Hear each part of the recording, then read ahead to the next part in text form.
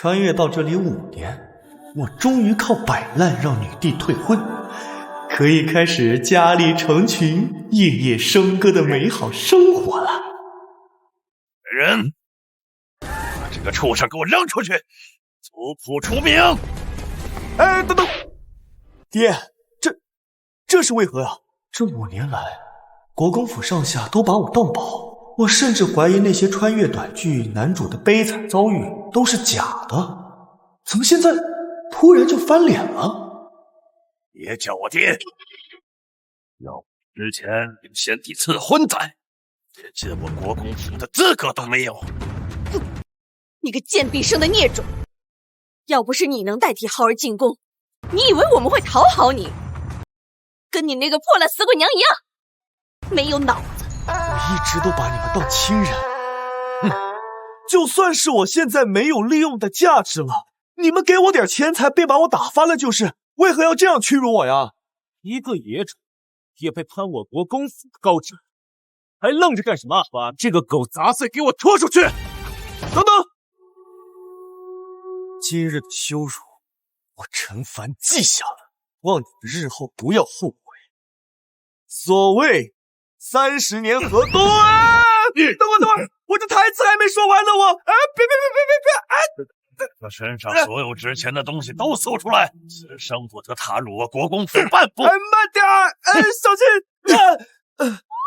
堂堂21世纪最年轻的清北博士，若不是因为和女帝有婚约，我至于装成一个纨绔吗？我本想着今日之后就带领着陈国公府走向辉煌的，我看你们也无福消受了。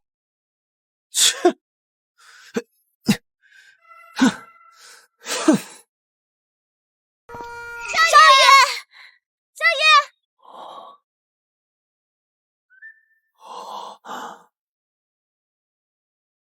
少爷，少爷，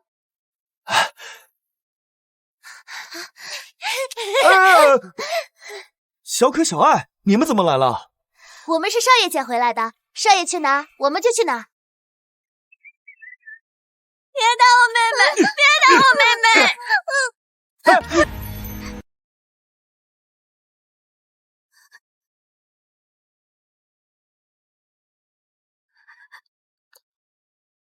你们叫什么名字？我叫小可，我叫小爱。那从此以后，你们俩便跟着我吧。少爷，你说过你要保护我一辈子的，你可不能丢下我们。日后，我定让你们赏尽这世间繁华。这个时代，我来了。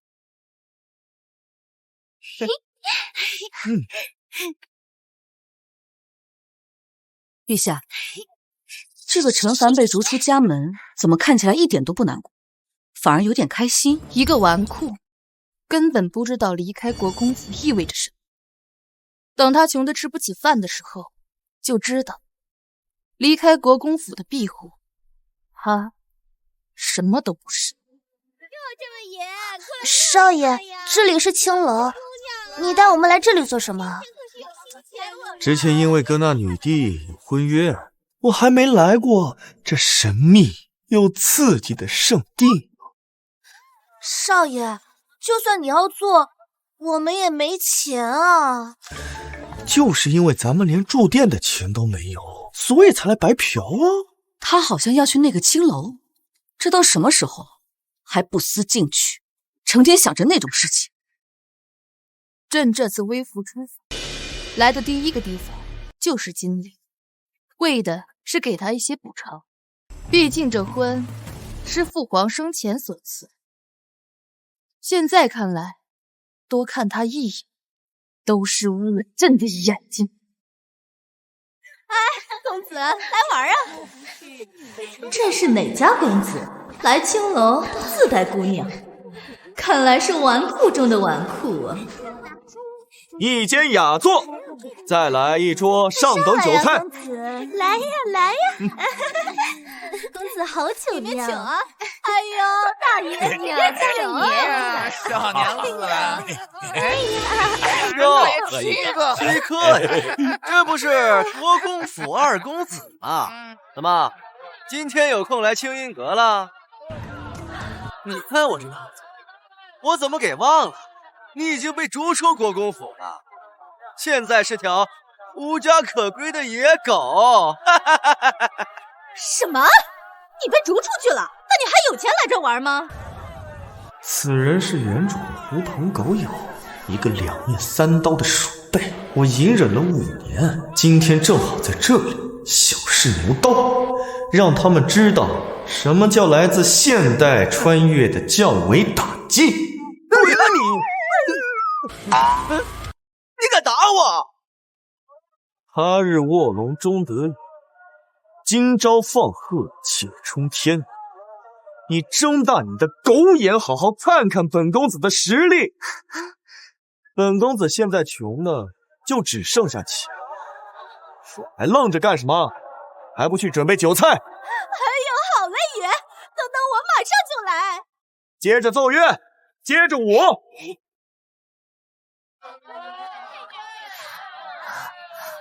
少爷怎么点这么多菜啊？少爷，我们3个加起来连1两银子都凑不出来，你不是要把我们卖给青楼吧？若是那样能让少爷不受苦，我们也心甘情愿。这是说的什么话？跟着少爷我，肯定让你们黄袍加身，餐餐与大鱼大肉作伴。哎，吃，吃啊！我被逐出国公府的消息，估计已经传遍了整个京都，所有人都看我笑。而这个清音阁是达官贵人的聚集地，所以今日我就要在此名利万。难道这消息有假？他没被赶出国公府，要不然他咋这么有种？这消息是国公府陈浩世子亲口所说，岂会有假？等一会儿他拿不出来钱，看我3条腿！连月姑娘来了。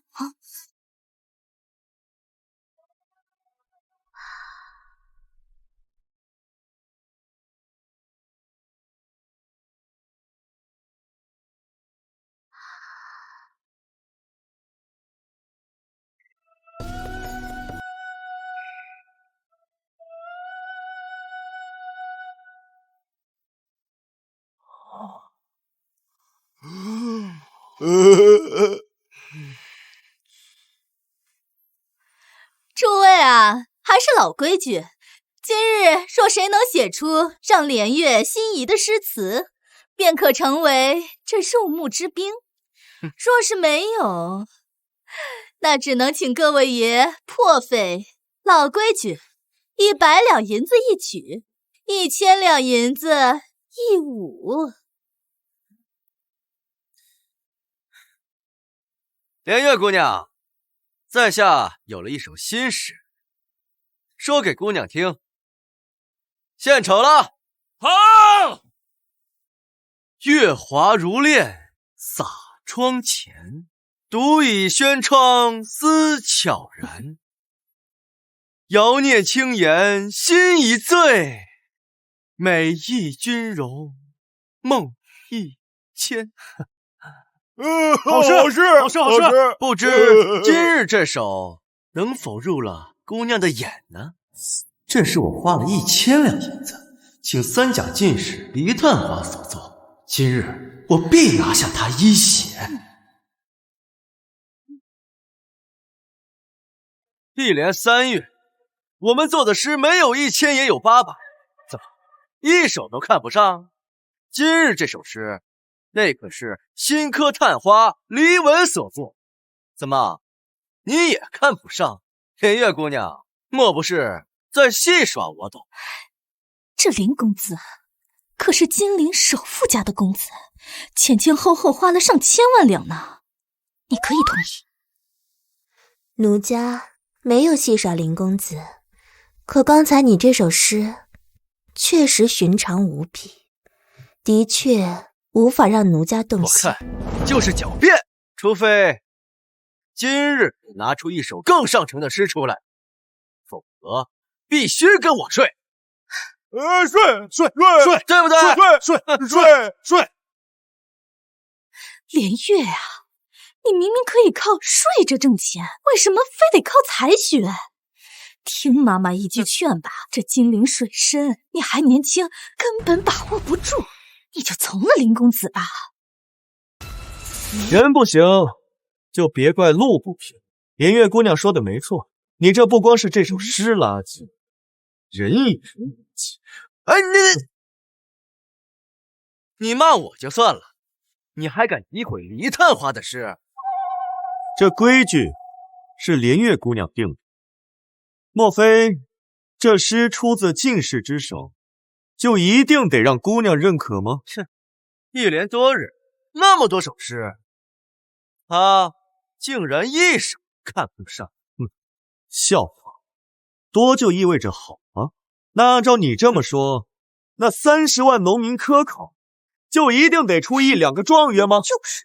如果50万人都说是你爹的话，那总得有那么1、2、3、4、5个亲生的了。还有你们，你们这几个废物，考了那么多年科举，一个进士都没考上。照这么说，朝廷也是在坑你。他说的好有道理。你给我闭嘴！这废物以前话都说不全，怎么突然变得这么能讲？哼，这便是传说中国公府的废材二少爷。他不但主动帮我解围，而且思路清晰，能言善辩，不似庸才。看来传闻也不能尽信。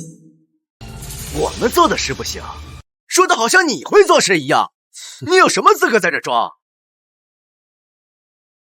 在下初来清音阁，见得姑娘沉鱼落雁之姿，便心有所感，也想要辞赋一首，赠与姑娘。主要是能白嫖你1晚，解决住宿问题。哎，你们听到了吗？这个金陵第一大傻叉说他要作诗。真是笑死我了！林兄若是不信的话，那咱们打个赌便是了。如果我入了连月姑娘的眼，你给我1万两银子；如果入不了，我给你1万。行啊！哎，我还是头一次见到有人给我送银，这是1万两银票。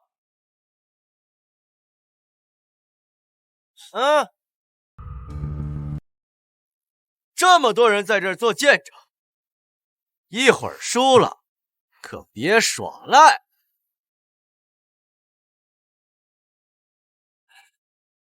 这钱不就来了吗？献丑了。农历43年，鱼游洛河，赌一丽人，于颜之畔。献丑了。农历43年，鱼游洛河，赌一丽人，于颜之畔。行也，天若惊鸿，宛若游龙，荣耀秋菊，华茂春松，仿佛兮若青云之蔽月，飘摇兮若流风之回雪。词采华美，想象丰富，情思缱绻。情思缱绻，这真是写给我的吗？公子好有文采啊！公子何时能为我做首诗啊？我连他说的字都认不全，他却能写成诗。于是背下陵高，足往神流，移情想象，故忘怀愁，揽飞佩以抗策。这是我此生听过最上乘的佳作，足以流芳百世。这真是一个纨绔写出来的。唱盘桓而不能去。纨绔只是他迷惑世人的表象，他的内在如金子般闪耀。连月姑娘，姑娘，连月姑娘啊！公子，您的诗可谓惊世骇俗，连月深陷您的意境当中，无法自拔。这么说，我的诗入得了姑娘的法眼？公子的诗深得小女子喜欢，小女子今夜愿与陈公子共度良宵。知道。原来公子说的白嫖是这个意思啊！可是有我们4个人，这怎么睡啊？小可小爱，收钱。好嘞，走。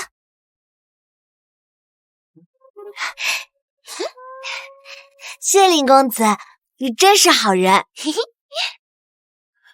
花了上万两金子，等了3个月都没碰到他一根头发，这货凭什么？等一下，我不同意。哎，在座的谁不知道他陈凡就是个废物，之前文不成武不就的，怎么今天一下就能写出诗来了？哼，所以啊，一定是他抄的。我去，你个狗东西啊！哎，我就不作数，除非今天你再写一首，不然你就是抄的。好啊，做就做，但是你得加钱。加钱是吧？这是3万两。今天如果你再做一首诗，我就把这3万两都给你。但如果你做不出来，不但要刚才那1万两，还要再赔我3万，敢不敢？有何不敢啊？若你再反悔了怎么办？哼，反悔？反悔我是你生的。好，不过为了防止你作弊，这首诗的题目得我来定。既然诗是写给连月姑娘，以月为主题，做一首诗，限时一炷香。拿枪！公子，刚才您的诗已是传世佳作，若要在这一炷香内做出同样的佳作，这个要求未免太过苛刻。陈公子，小女子既已答应你，不管你接不接受这赌约，今晚我都是你的人。我此刻感受到了姑娘的芳心，这心中啊又有所感。再做一首无妨。主要是这傻子的钱不拿白不拿。先把手给我撒开！待我先酝酿一番。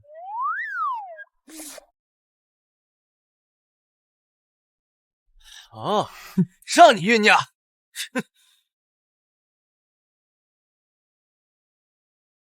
少爷，坐。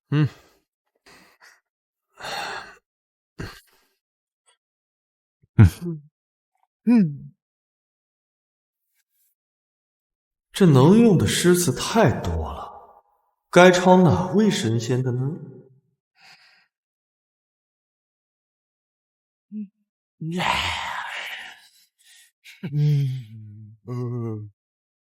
哼，废物！时间已经过半了，该不会做不出来了吧？还作诗，我看你作屎吧你！少爷加油！献丑了。春江潮水连海平，海上明月动潮生。江畔何人初见月？江月何年初照人？此时相望浑然不天成，相闻。陈公子大才，乃我平生燕仅见。足月华，若能得他的垂怜，刘兆君。此生夫妇何求？斜月沉沉，藏海雾。碣石潇湘无限路，不知乘月几人归？落月摇情满江树。现在我可以站着把钱挣了吧？不可能！他怎么变得这么有才华？不可能！他怎么突然变得这么有才华？这么说，你这是认输了？小可小爱，收钱。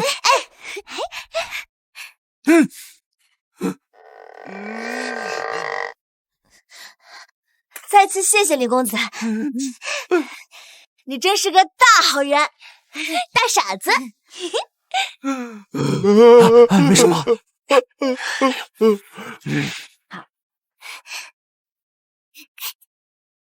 陈凡，你会写诗又如何？没有国公府的庇佑，我看你在金陵怎么立足。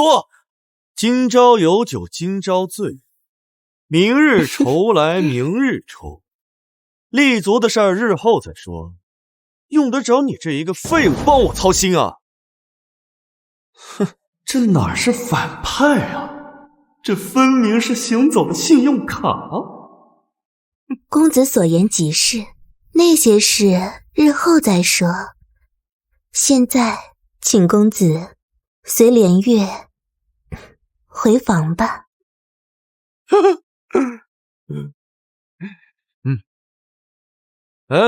差点忘了江湖规矩。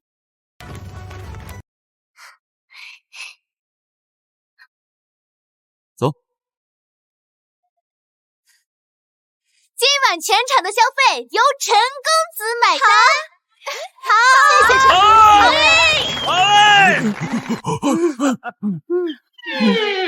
陈这个废物，花我的钱，睡我的女人，还打我！我林峰跟你陈凡势不两立。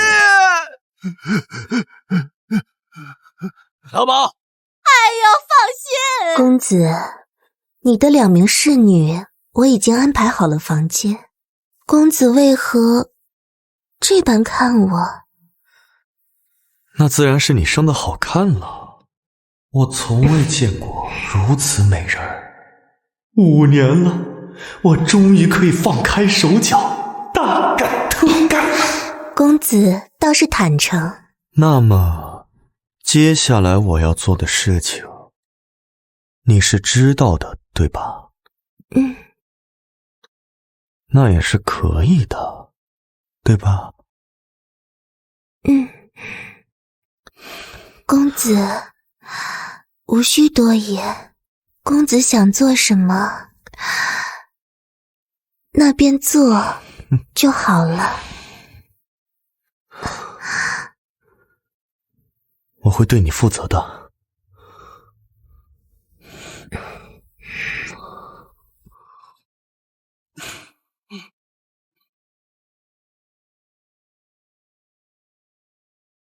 好诗，好赋。自从20年前亚圣界王朝半数文气，撞断北莽龙脉，我大周就再也没有人能创作出如此惊艳决绝的诗作。这确定是那个纨绔所作？因为亲眼所见，不会有假。之前一直是个废材，怎会有如此之才？或许是藏拙，或许是巧合。只可惜啊，这些都是情诗，修补文脉的作用有限。若这是战时诗，那朕或许能高看他一眼。陈凡现在在何处？他在那个花魁的床上。什么？陛下为何如此生气？您不是与那个纨绔早退了婚吗？朕只是觉得刚与其退婚，他就逛青楼，实在太放肆！传旨下去，全国境内查抄所有妓院，所有官员百姓不得雅妓，违者充军。陛下该不会吃醋了吧？是。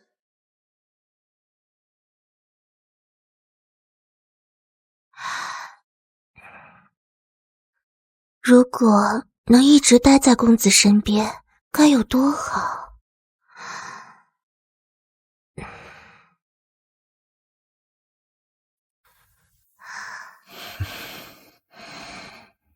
你醒了，你怎么不叫我呢？公子昨夜操劳数次，奴家想让你多睡会儿，还想多看你一会儿。怎么，怕我走了？我说了，我会帮你赎身，便一定会的。可是公子，赎金很多。一个赎金能高到10万两。10万两！我去，这么多！不愧是金陵第1花魁，相当于前世的选美冠军啊！这银子都快赶上国公府1半身家了。小女子自知身份卑贱，便也不再敢奢求公子。哎呀，连月呀！哎呀，连月呀，快别睡了，官府要查抄青云阁，赶紧跑吧！啊！走走，快跑快跑！哎呦！哎呀！哎，今天早上也不知道怎么了，女帝突然要查抄所有的青楼，这不是我们青云阁的末日，而是整个行业的海啸啊！哎呦！这女帝天生克我呀！妈妈，那以后我还有我的那些姐妹们该如何是好？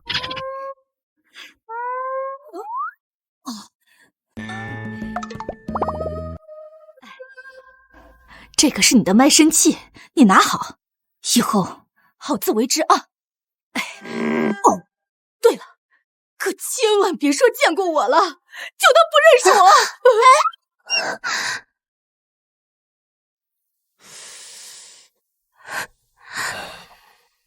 连月姑娘，日后你就跟着我吧，我以后肯定会好好对你的。昨晚白嫖了8次，事不过久，日后定要她过上好日子。连月姐姐，连月姐姐，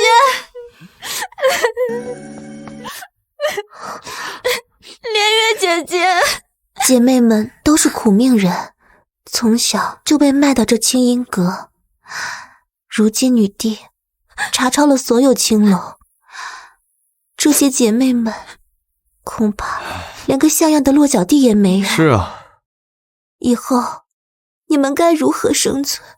她们都是青楼出身，去大户人家当丫鬟都没人要。没错。我想起5年前，我们也是无家可归，当时是少爷救了我们，而且我们也……行了，都别说了。那日后就让他们都跟着我吧。哎呀，都不要再哭了，我以后会好好带你们的啊！走，回家。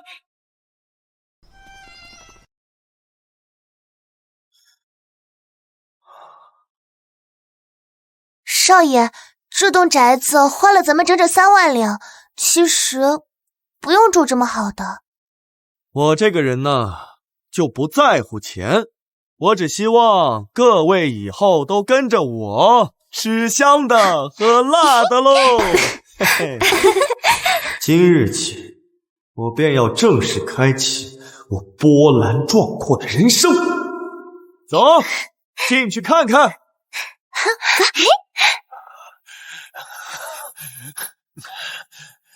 哼，这真是那个废物陈凡写的。没错，他不光赢了首富之子林峰4万两银子，而且更是在1天之内传遍整个金陵城。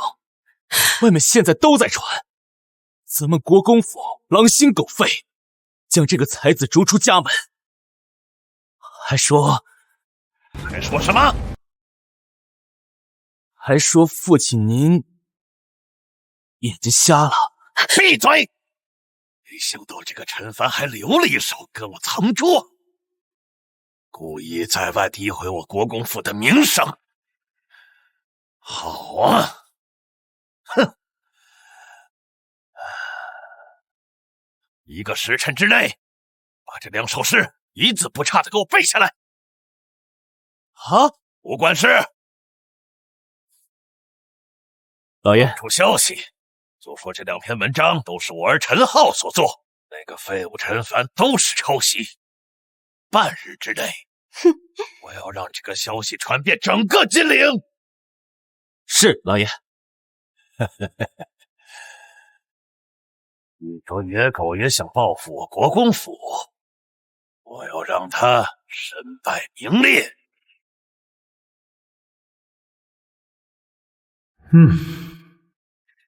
这几日我将这群娘子军进行了好干啊！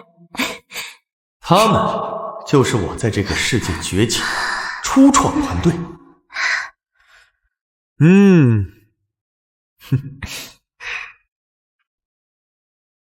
他们负责打理府上的内务，连月负责管理账务。至于小可小爱，少爷，我交给了他们现代蒸馏酒技术，这将成为我致富的第1桶金。慢走。现在这市面上只有这黄酒，这种酒呢，味道寡淡，酒色浑浊。而我教给你们的技术是白酒的蒸馏技术，这种酒一旦批量生产，一定会在市场上大卖。而咱们今天的任务就是去采购粮食，当做原材料。是不是他呀？哦，你看，对，那个抄袭的。少爷，你看这些人。陈凡，那抄袭狗竟然用抄袭的事来骗老子，还钱！抄袭？我抄谁的了？死丫子嘴硬是！陈国公已经当面证实了，那2首文章是金陵第1才子陈国公的嫡长子陈浩所作。哎呀，抄袭狗，一点脸都没有！我要是陈国公，不光把你逐出家门，我还要当众打死！我这野爹当真是不留余地，要把我赶尽杀绝，那就别怪我不留情面。废物！听你的意思，委屈了？别说不给你机会。今日全国的才子都来金陵，来拜谒陈浩公子，在万宝楼要开一场文会，你敢不敢来对质？哎呀，本来我是没什么兴趣，但是如果林兄继续愿意跟我打赌的话，那我为何不可尝试一去呢？好啊，如果你能证实你没抄，我给你5万两。但如若不能，不光要给我5万两，你还要把之前的4万两都还我，你敢还是不敢？敢！那咱们就一言为定，今晚不见不散啊！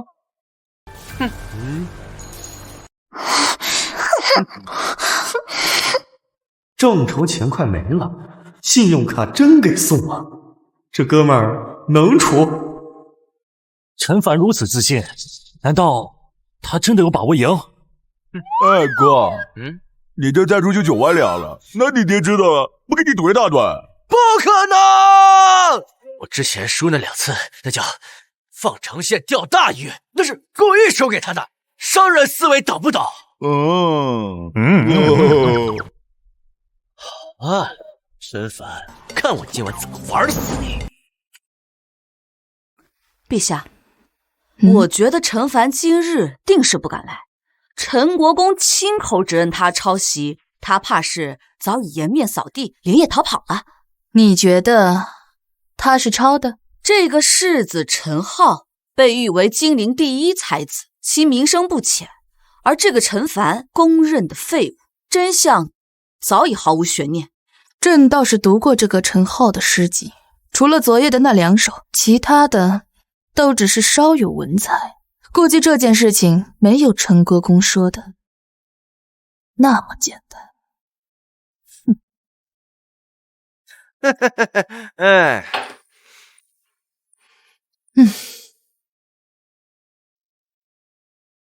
陛下，陈凡他竟然来了。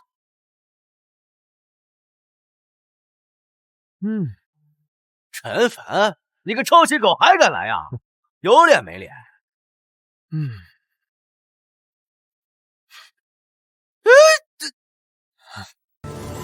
好你个废物！你已经被陈家赶出家门，族谱出名，还在外面用我的文章招摇撞骗，现在还有脸在这坐着，还不快滚！就嘛，抄袭狗，快滚吧，快滚吧！不是说好了5万两，钱呢？哎，怎么，你个抄袭狗，当着陈大才子的面还敢叫嚣？我就算是带了5万两，你有一点面吗？不带钱让我来干嘛？看你们俩狗叫啊！哎，你走回家。哎，你给我站住！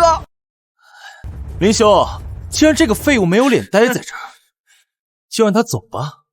他不走，万一真拿出证据来，我岂不是就露馅了？区区5万两，与我林家根本不值一提。爹，你可算来了，参见陈国公。诸位不必多礼，老夫只是正好路过，凑凑热闹。顺便提醒诸位，此子已被我逐出家门，休要被这败类打着我国公府的旗号给骗了。之前家父将这个废物逐出家门，坊间对此颇有微词。现在大家都看到了，实在是这个废物东西品行不端，烂泥扶不上墙，所以家父才迫不得已将他逐出家门。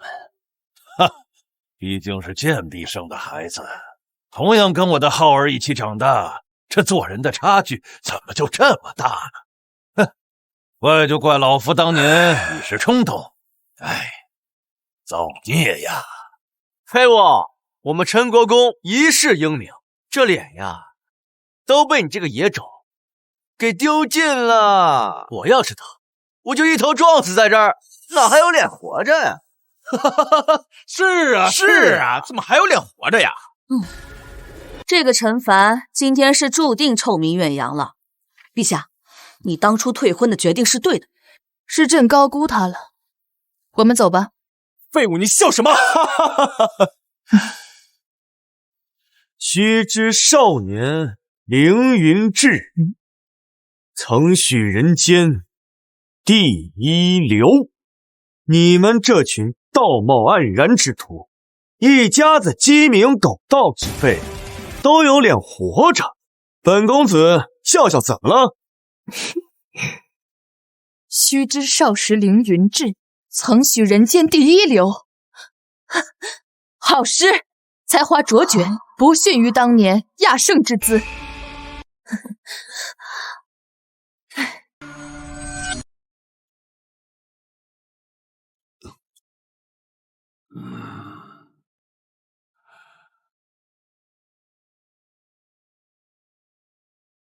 文曲星斗20年了，我大周又有天才出世，可惜只是一具明州之事，对文脉的修复有限呐。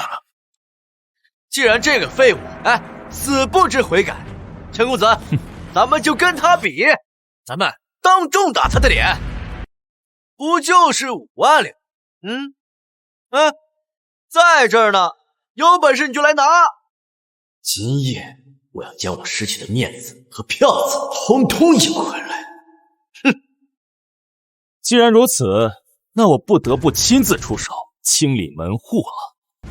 但是这个题啊，不能由我来出，要不然某人若输了，还怪我不公平啊。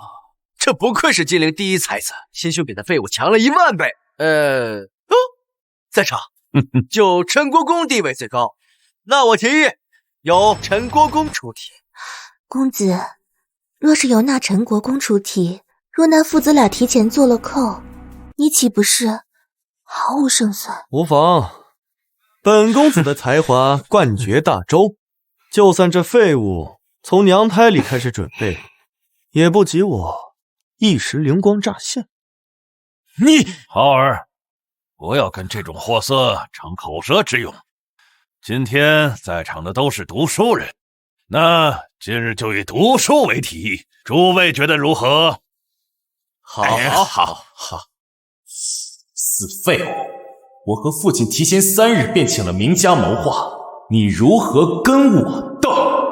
好啊，我也没意见啊。要不然我先开始吧，毕竟我的诗一出啊，你这废物儿子呀，估计都没有开口的余地了。好，我看你能嚣张到什么时候。昨夜西风凋碧树，独上高楼，望尽天涯路。好诗，比之前那2首更有意境。狗屁不通！此题目是以读书为题，你这一整句诗词跟读书没有半毛钱关系吧？你这完全跑题了呀！那该不会是这2句也是不知道在哪儿抄的，拿来凑数了吧？衣带渐宽终不悔，为伊消得人憔悴。低俗！今日让以读书为题，你竟然写出这种淫词艳句，我陈长风怎么会有你这样的逆子啊？东风夜放花千树，更吹落，星如雨。宝马雕车香满路，凤箫声动，玉壶光转，一夜鱼龙舞。蛾儿雪柳黄金缕，笑语盈盈暗香去。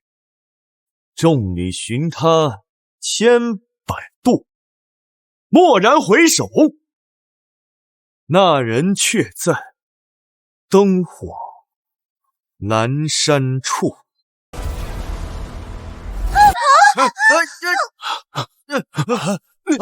怎么回事？怎么回事？地震了！不会是地震了！陛下，是不是地震了？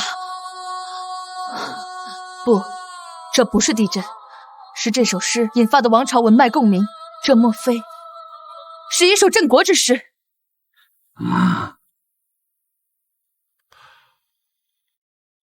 镇国之诗，而且是鼓励文人学子勤学上进的劝勉诗。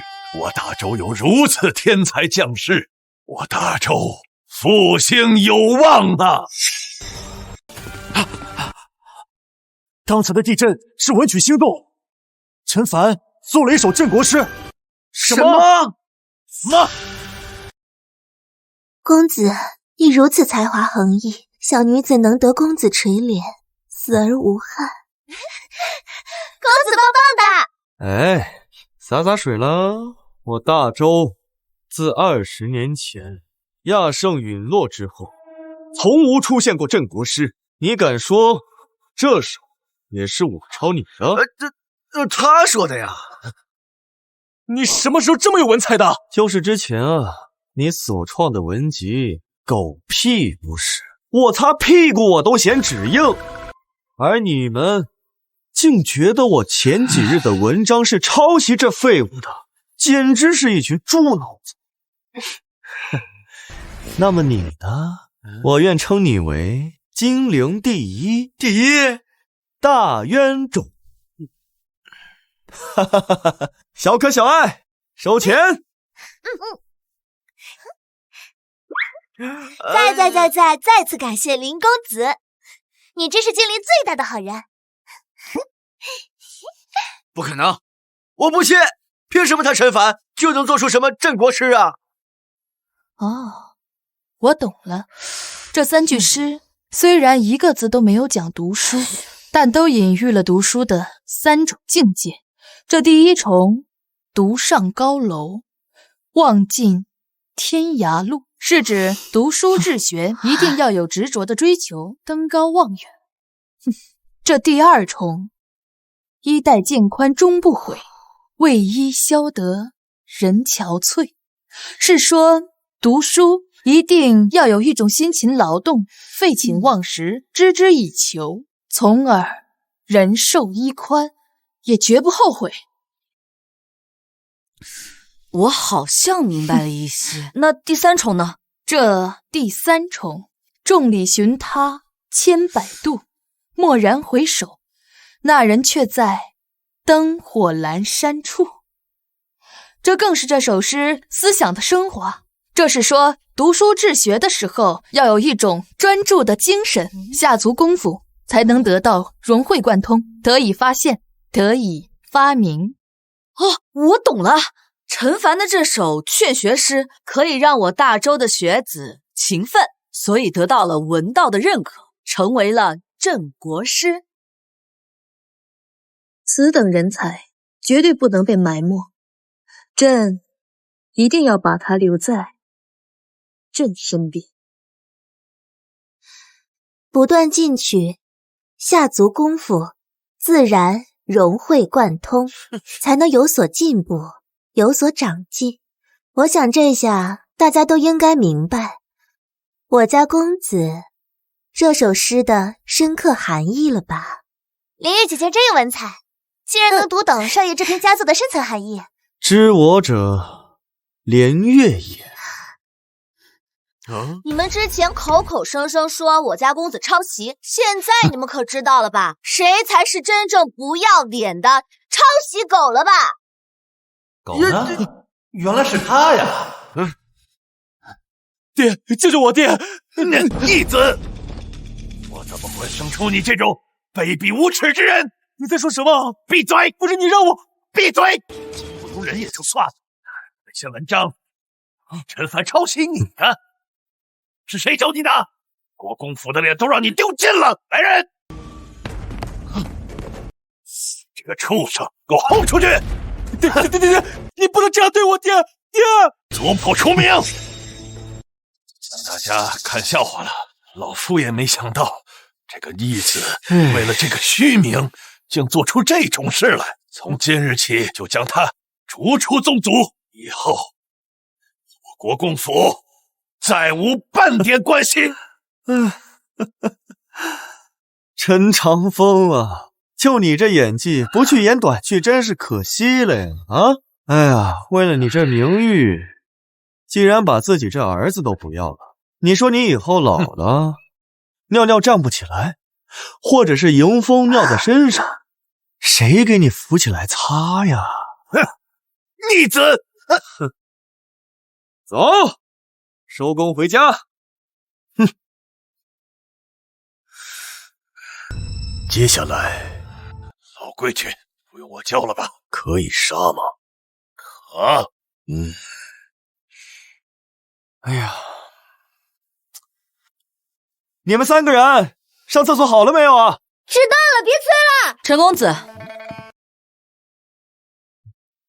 我家公子从京城而来，欣赏陈公子的文采，想请公子进雅间一叙。想找我聊天？正是。哦，哈哈，我这个人呢，酷爱交友，只不过就是时间宝贵，所以可能得……你，陛下请你是看得起你，竟然还敢要钱，真是不识抬举。我家公子不差钱，说吧，想要多少？区区1万两而已。靠！我要100两，他给我1万两，这是聊天吗？这是巴非凡的午餐呐！可是我们家这3位……我家公子只想见陈公子一人，已给那3位姑娘安排了其他雅间。哦，也好也好，顾客就是上帝嘛。那劳烦带路啊。请。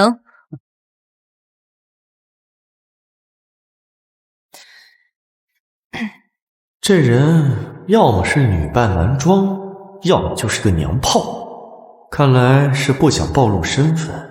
不过他是谁与我无关，我只想赚钱。在下花千城，京城人士，这几日来金陵游玩，偶然听闻陈公子的事迹，刚才一首诗更是对公子的才华佩服至极，不知公子可否愿意与我去京城发展？我为了让女帝退婚，演了5年废物，就是不想进京城当牛马，更不想做官。花兄啊，谬赞了，谬赞了！你听闻过我的故事，那想必肯定知道，我不光被女帝退了婚，而且还被逐出了这国公府。我现在就是一个无家可归、无依无靠的社会闲散人士。之前呢，我所做的诗都是我在绝境逢生之中激发了对求生的渴望，超常发挥罢了，这不能作数。陈公子着实是谦虚低调，隐忍5年能让女帝亲自退婚，这份功夫非常人所能。公子若是有兴趣与我去京城，我能保你进翰林书院，从侍郎做起。正所谓昔日龌龊不足夸，今朝放荡思无涯。我就喜欢过这种无拘无束、自由自在的日子。昔日龌龊不足夸，今朝放荡思无涯。我只想过这无拘无束、自由自在的日子。好诗，公子出口一句变成佳作，此等人才不去京城着实可惜。公子，你不如再考虑考虑，有什么条件你尽管提。这进京就不必了，我家中还有事。今日多谢花兄赏酒，咱们有缘再会。5分钟赚了1万两银子，老八也达不到这个高度吧？坐下。我家公子让你走了吗？花兄，这是何意啊？陈公子既然不愿意去京城，那便让他走吧。告辞。陛下，现在朝廷正是用人之际，这个陈凡在作诗方面的天赋确实不错，如若加以培养，做出战时诗，可大大提升朝廷的军事实力，又何惧北莽的袭扰？算了，他现在的才华还不值得朕亲自去请。明日即刻启程，此次饥荒才是我们出行的重要目的。少爷，刚才你去哪儿了？那都不重要，咱们今晚收获颇丰。回府上接着奏乐，接着舞。小心！少爷，还是个情种，为了女人连命都不要了。公子，您没事吧？这是钢板。还好。什么？我提前准备了。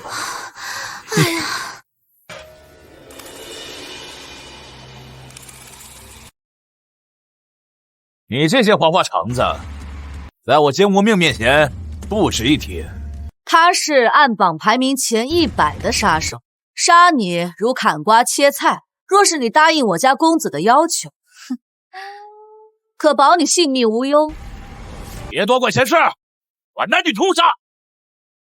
我这个人最讨厌的就是被别人威胁。死到临头还嘴硬，难不成这家伙还会武功？你过来呀！废物，找死！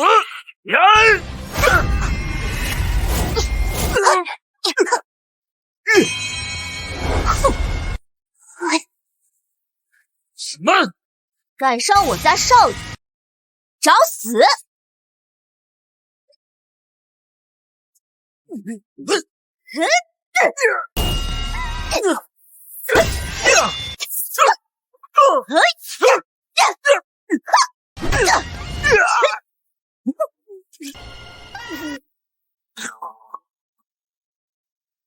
们会武功？5年前，少爷就让我们跟着教头学习功夫，说将来有一天能用得上。我们姐妹文能给少爷当萝莉，武能小拳拳打扑皮。怪不得他如此淡定，原来他早有预料。之前倒是我小瞧他。说，谁派你来的？说，是谁派你来的？我说了，你就能放过我吗？我陈凡一言既出，驷马难追。是精灵，首富林森前。原来是那个信用卡的爹啊！看来我野爹跟陈家早已经狼狈为奸。快疯了！你是读书人，不能出尔反尔。滚吧！下次见到你，我定取你狗命！妇人之仁，殊不知斩草不除根，春风吹又生的道理啊！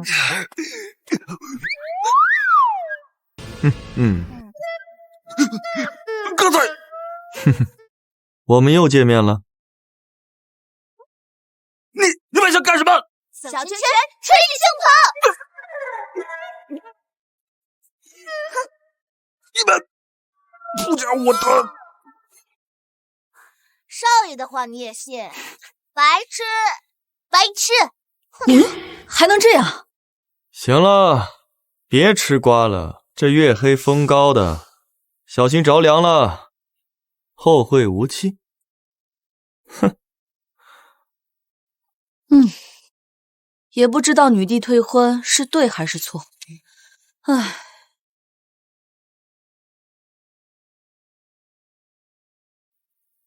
原以为跟女帝退婚，从此以后我就能过上逍遥快活的生活了，没想到被国公府逐出家门，和这死爹成了死对头。看来除了赚钱之外，还得招募各路英雄，组建自己的团队，这样才能万无一失啊！少爷，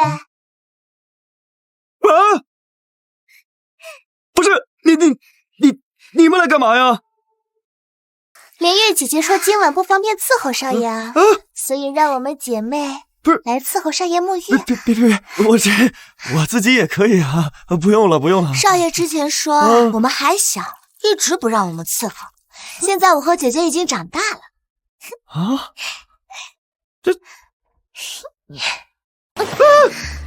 不是你们就这么考验你家少爷的呀？哪家少爷经得住这种考验啊？少爷总说忍无可忍，不惜再忍。少爷还说想做什么就大胆去做，要在赣中学。你们不要过来啊！再过来我真的要做了。少爷，你到底行不行啊？那便一试便知。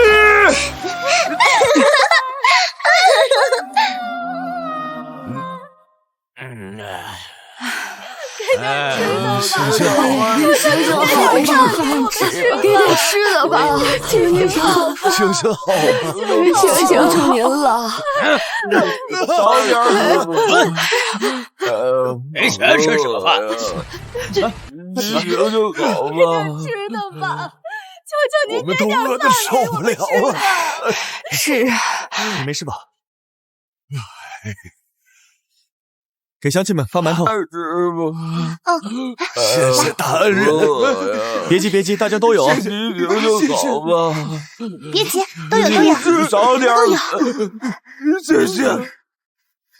那群庸臣竟敢瞒报，若不是朕亲眼所见，竟不知江南饥荒严重到这种程度。陛下，那不是陈凡吗？他竟然在给村民分发馒头。老人家，这村里不是盛产粮食的吗？为何自家种的粮食却1粒米都吃不到？这江南连遭大旱，有的地方颗粒无收啊。我们这儿土地肥沃还算好，可是粮食刚长出来，就被他们梁上以20文就给收购了。20文？哎，那你们为何不自己拿到镇上去卖？至少可以卖50文呢。梁上带着恶霸来，你不卖给他，他就打人呐。那您为何不去报官呀？报官？狗东西，说话小心点儿，小心我晚上去你家，别乱说话。20文收的粮食，转手就卖村民们150文，这跟杀人放火有什么区别啊？你什么东西？一个管林首富家的事儿。公子，这金陵城方圆100里最大的粮商，便是那个林3000。我知道了，是林3000低价抢粮。陈长风勾搭官府，在这大灾之年发国难财是吧？咱正好买粮要酿酒路过此地，那既然碰到了此事，就得好好跟这2个狗东西玩玩。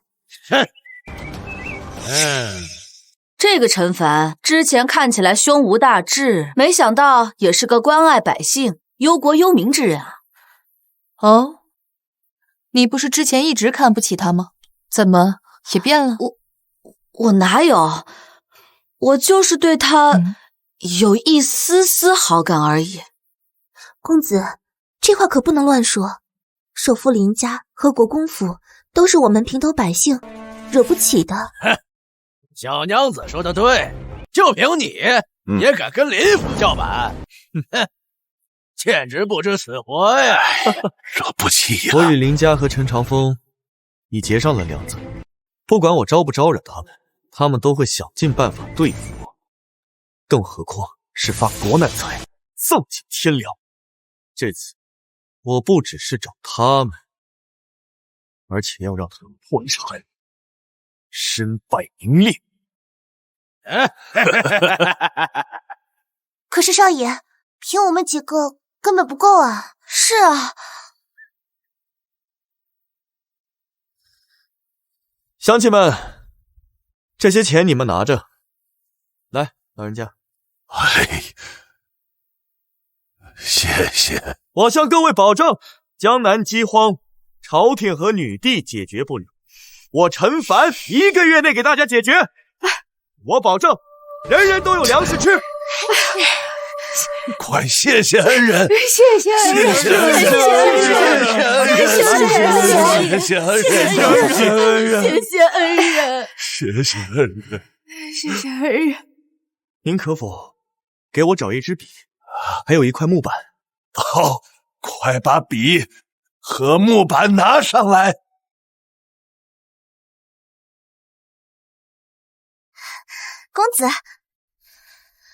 公子，你这是？昨夜入城市，归来泪满襟。遍布罗绮者，不是养蚕人。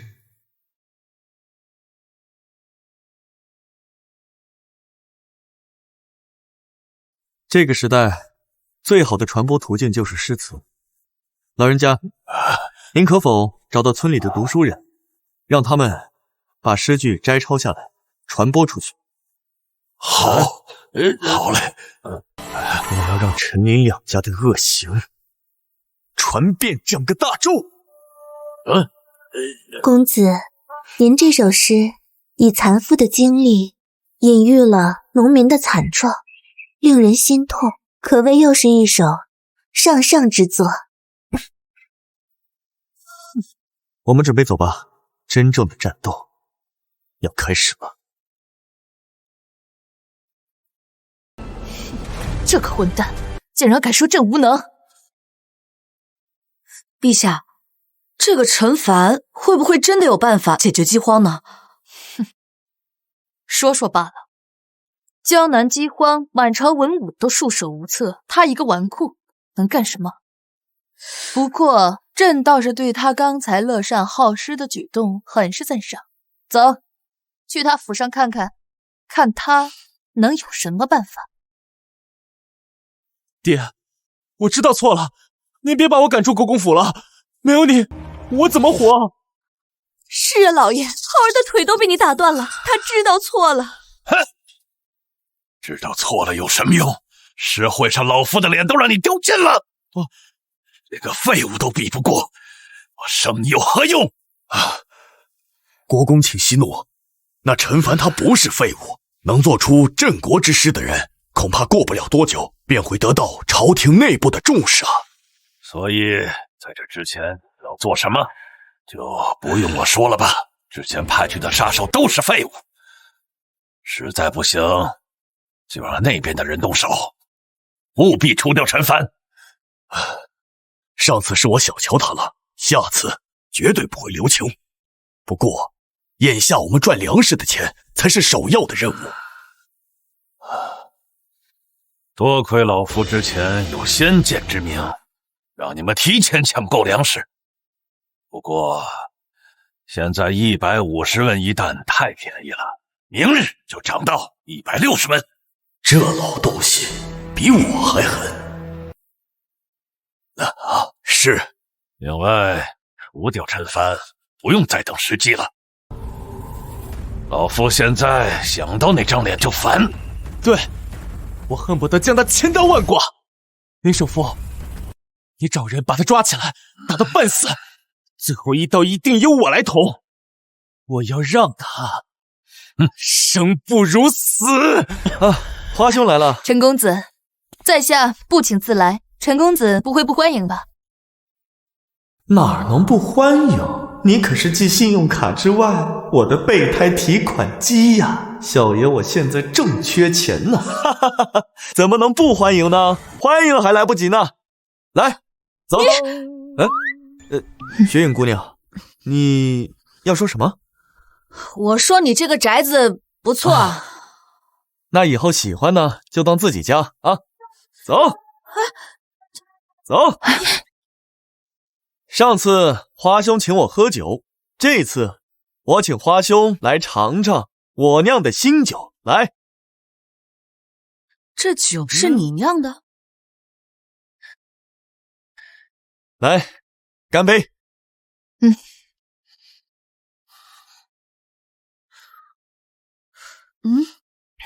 为何如此清澈？这是白酒，是好东西。冬雨已逝，桑榆非晚。休对故人思故园，且将新火试新茶，诗酒趁年华。来，干杯！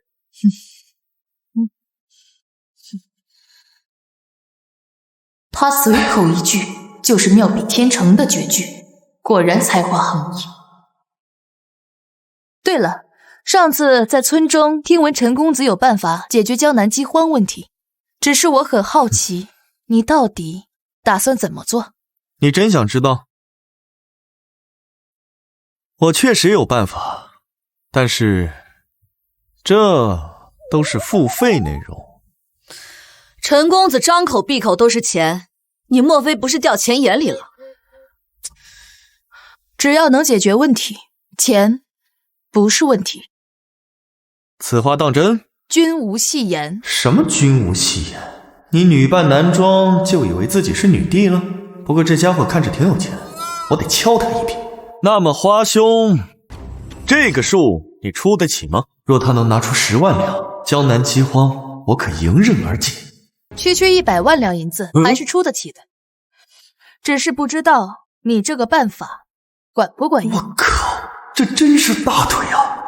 看来我得紧紧抱住。办法当然管用了，只要花兄拿得出钱，我保证这1个月之内解决江南饥荒，而且还能保证这饥荒解决之后，我和花兄还有的挣。你莫不是也想发国难财？哎，雪影姑娘，你可小瞧我了。我虽然喜欢坑人，但是从来不坑穷人。我要挣的是陈长风和林3000的钱。你到底有什么办法？别卖关子了。哼哼，这办法呀，说来话长了。咱们今日啊，喝酒就不聊这个了。一声大笑能几回？斗酒相逢须醉倒。来，干！干！干杯！这酒还真好喝。来，再来。来，华兄。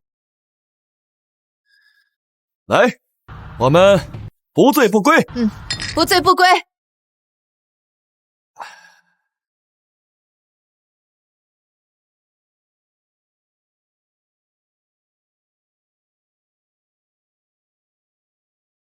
来，再来。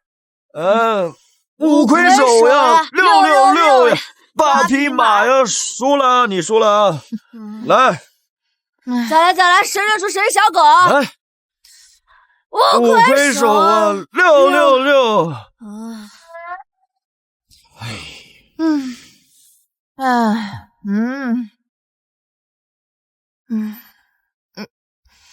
华兄，我先送你回房休息吧。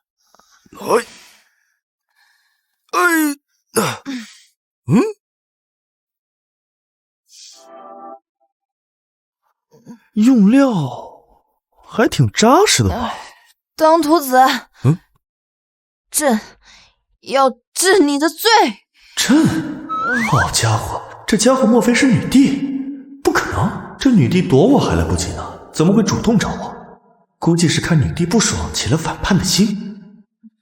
兄弟两人，什么醉不醉的？我看你是喝醉了。都是兄弟，你摸我一下，我摸你一下，这不是很正常吗？走，来，喝了多少啊？这小酒量。少爷，你是不是早就知道他女扮男装，灌醉他，想要跟他睡？这男人婆有什么好的？你都有我们3个人了，这才几天又喜欢别人，少爷最坏了。哎呀，你也吃醋了？奴家没有，奴家特意为少爷准备了鞭汤，一会儿事后呀，多喝点，补补身体。哎呀，看看你们，这不是误会了吗？我堂堂一个正人君子，不管以后啊娶多少个人，我对你们的喜爱永远是最高的，不会因为任何人的出现降低对你们的喜欢。这还差不多，我就知道少爷对我们最好了。那，开门。来，里面请。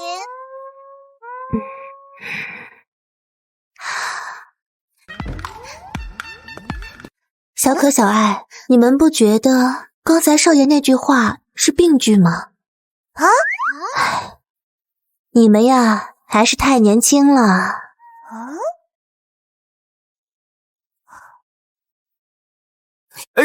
慢点，来坐。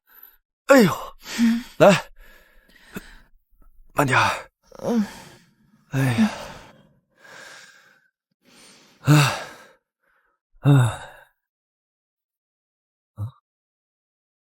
哎呀，堂堂正人君子是绝对不可能趁人之危的。而且你是金主呀你！告前守则第1条就是绝对不可能与金主发生关系。那我就只能帮你把衣服脱了，让你睡得舒服点。系得这么紧，这防谁呢？哎呀，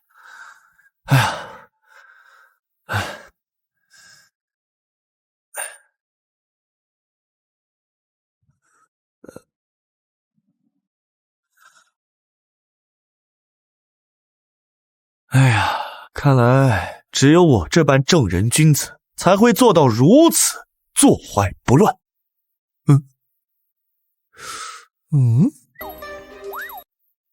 坐怀不乱，挤出奶了，竟如此香甜。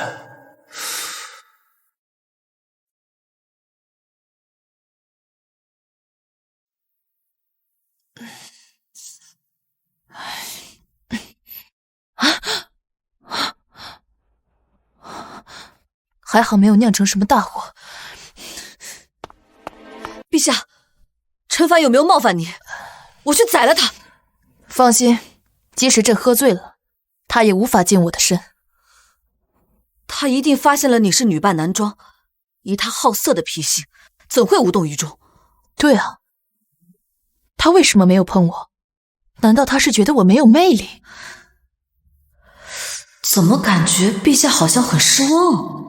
这个陈凡，除了歌词诗赋上有一定造诣，其他一无是处，根本入不了朕的眼。这次是让他来解决江南大计，他若处理不好，朕定治他的死罪。公子，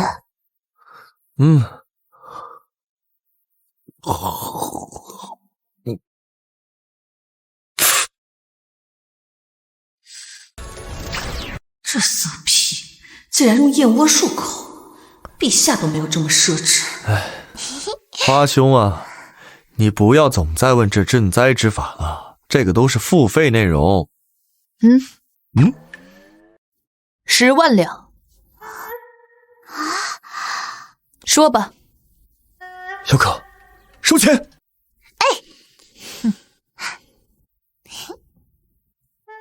哎呀，花兄，你放心，只要钱到位，危机全干碎。但是啊，在这危机解决之前，我要约法2章。如果花兄认可，那危机即可迎刃而解。只要能解决江南的饥荒问题，别说2个，就是20个，我都答应。好。第一，从此时此刻开始，我说怎么办，那就怎么办，你们不能有半点质疑。第二，如果银子花光了，你们就得接着给，不能找借口不给钱。如果你们答应了这2点，危机即可迎刃而解，而且我会让金陵城的繁华甚至超越帝都。大言不惭。好，别卖关子，说办法。花兄既然在帝都都手眼通天，那想必在江南也有人脉，而这江南粮仓就设在金陵。我想让金陵政府即日起停止开仓放粮。什么？官府现在日日施粥放粮，江南还有半数的百姓吃不上饭。若是停了，你可知要死多少人？那我想问，现在的粮食还能维持多久？10天还是半个月？如果半个月之后还是找不到根治之法，那百姓还是一样会饿死。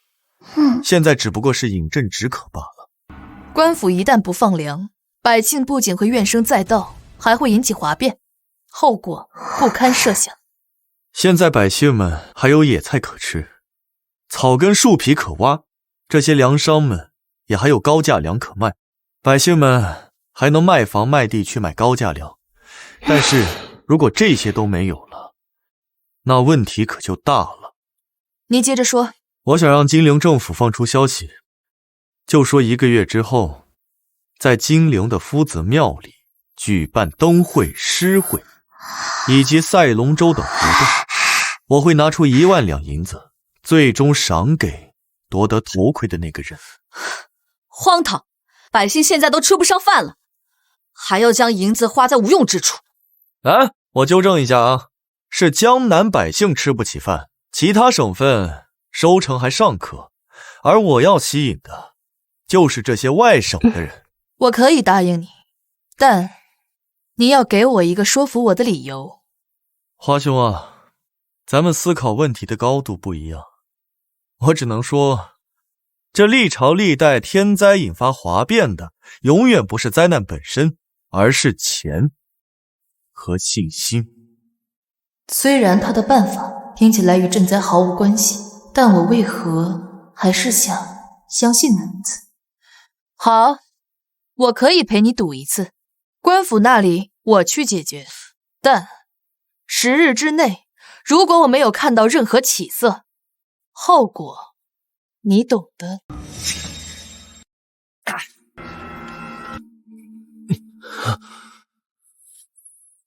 大当家的，那陈凡身边有高手啊！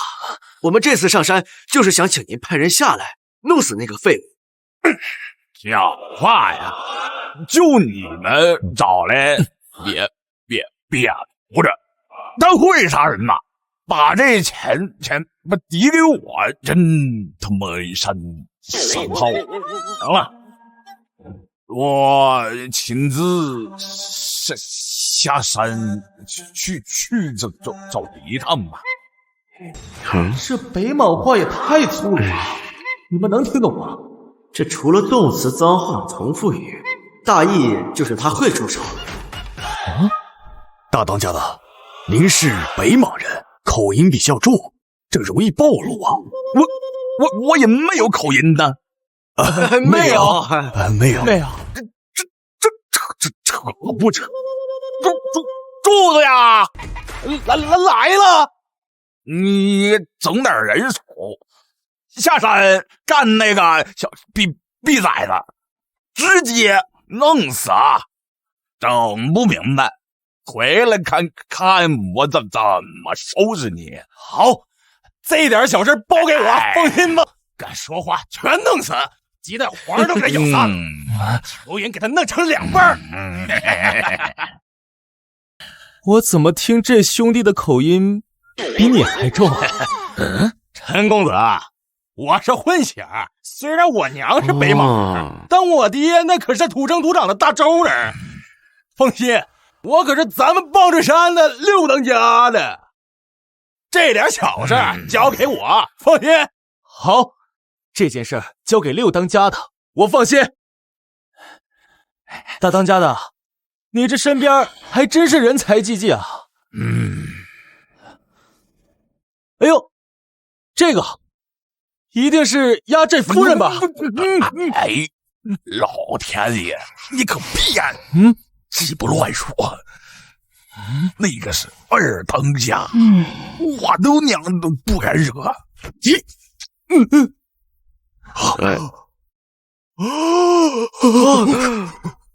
哎妈呀！有大当家的人吗？陈凡这废物，他死定了！实不相瞒啊，我对这赈灾很有信心，但是对这个我的安全很没信心。自从那个陈长风狗东西上次失手了之后，他肯定会再次找人加害报复于我。你要是答应我家少爷的要求，我可保你性命。这怎么还趁火打劫呢？连月，你帮帮我呀！你看我现在出什么样了？少爷，连月怎么跟那个男人拉拉扯扯的？放开我！少爷，帮不了你。连月怎么跟那个男人拉拉扯扯的？你看我这张脸，我靠，这不会是顶级帝王绿吧？放手！求求你了，哥都被打成这样了，你也不忍心吧？就一次。哥，我妹妹，你就再帮哥最后一次。公子，哎呀，你就是妹夫吧？感谢你大恩大德，把我妹妹解救出来啊！原来是哥哥呀，白高兴一场。哎呀，就是他把你卖到青楼的。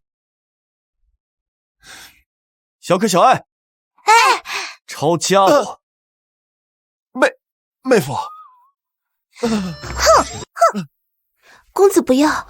我哥他也不是什么坏人。你原本是大家闺秀，是他害得你们家破了产，从此你步入了风尘。要不是你遇到我这种正直无私、玉树临风的男人，你的后果不堪设想呢。你现在竟然还替他求情。妹夫，你喊我什么？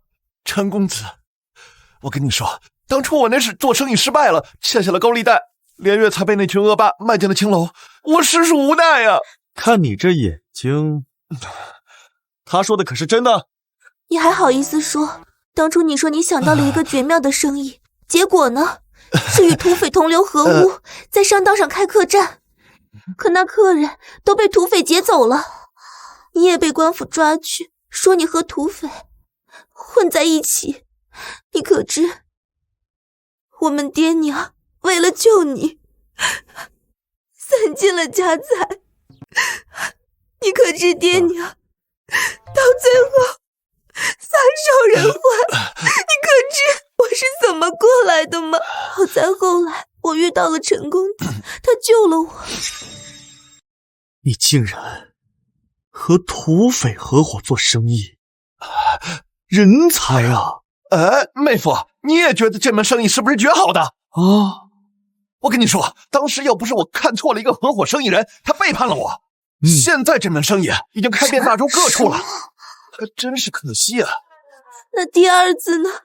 你非要取那北莽之兵拉到江南来卖，可是物品到这儿已是6月，兵化成了水，你赔得分文不剩，我只能被迫卖去青楼。哥，你哪有半点做生意的头脑呀，哥？我去！别哭了啊！大舅哥有点东西啊！当时要不是北莽背弃盟约，与大周突然开战，让我耽误了行程，不然的话，我怎么会生意失败了？是吗？是啊，不过没事啊。这些年我虽然生意做失败了，但是我这些年没白忙活呀。我认识了很多江湖好汉，他们都愿意跟着我干。我介绍给你们认识认识，哥哥们出来吧。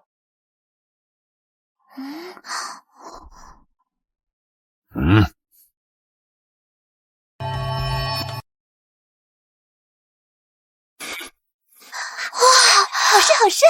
正愁没保镖呢，这高手不就来了吗？嘿嘿，妹妹，听我给你介绍一下，这位是鲁智兄弟，曾经可是提辖，因不满恶霸横行乡里，失手将其打死，现在流落江湖。哎呀，鲁大哥，我是听闻你的故事长大。这位是武二郎，因其撞破了嫂嫂及贼人通奸之事，失手打死了贼人，现在也是无家可归。哎呀，二郎哥，咱们相见恨晚呐。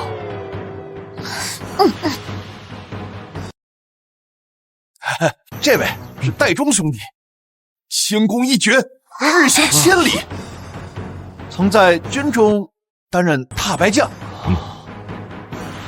因其上司投敌卖国，他深受牵连。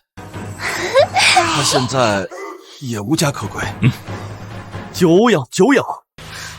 哥，我本以为你已改过自新，结果呢？你结识的竟是一帮土匪，还是通缉犯，真是不堪。公子的大恩大德，我无以为报。你不要再来牵连我们了。我们走吧，公子。妹夫留步！虽然我知道刚开始见第一面很难开口找人借钱，但是我这有个绝好的大生意，你做不做？你闭嘴！你还要害我们到什么时候？哎，这大舅哥都说话了，我这个当妹夫的怎么能不支持呢？况且我今日与3位好哥哥以及大舅哥一见如故。你不用说了啊，你要做什么产业，我都投。公子，万万不可！我哥他就是个无底洞。人生自古谁无死？留取丹心照汗青。大舅哥以及3位好哥哥，今日我交定了。妹夫，你不光是有钱财，连文采都这么出众。我妹妹嫁给了你，是我沈家有福啊！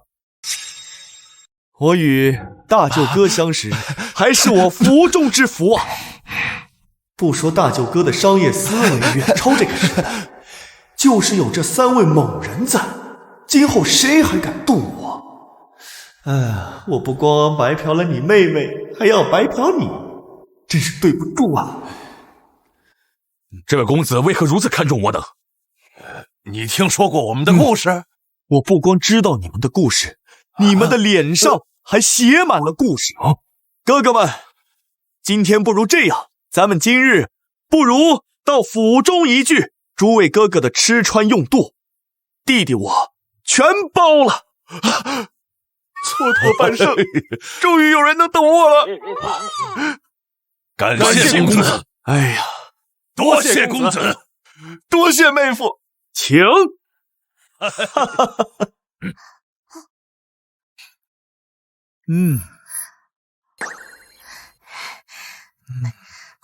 少爷，连月已经按照你的吩咐去找那些青楼失业的姑娘，去开设陪游店铺去了。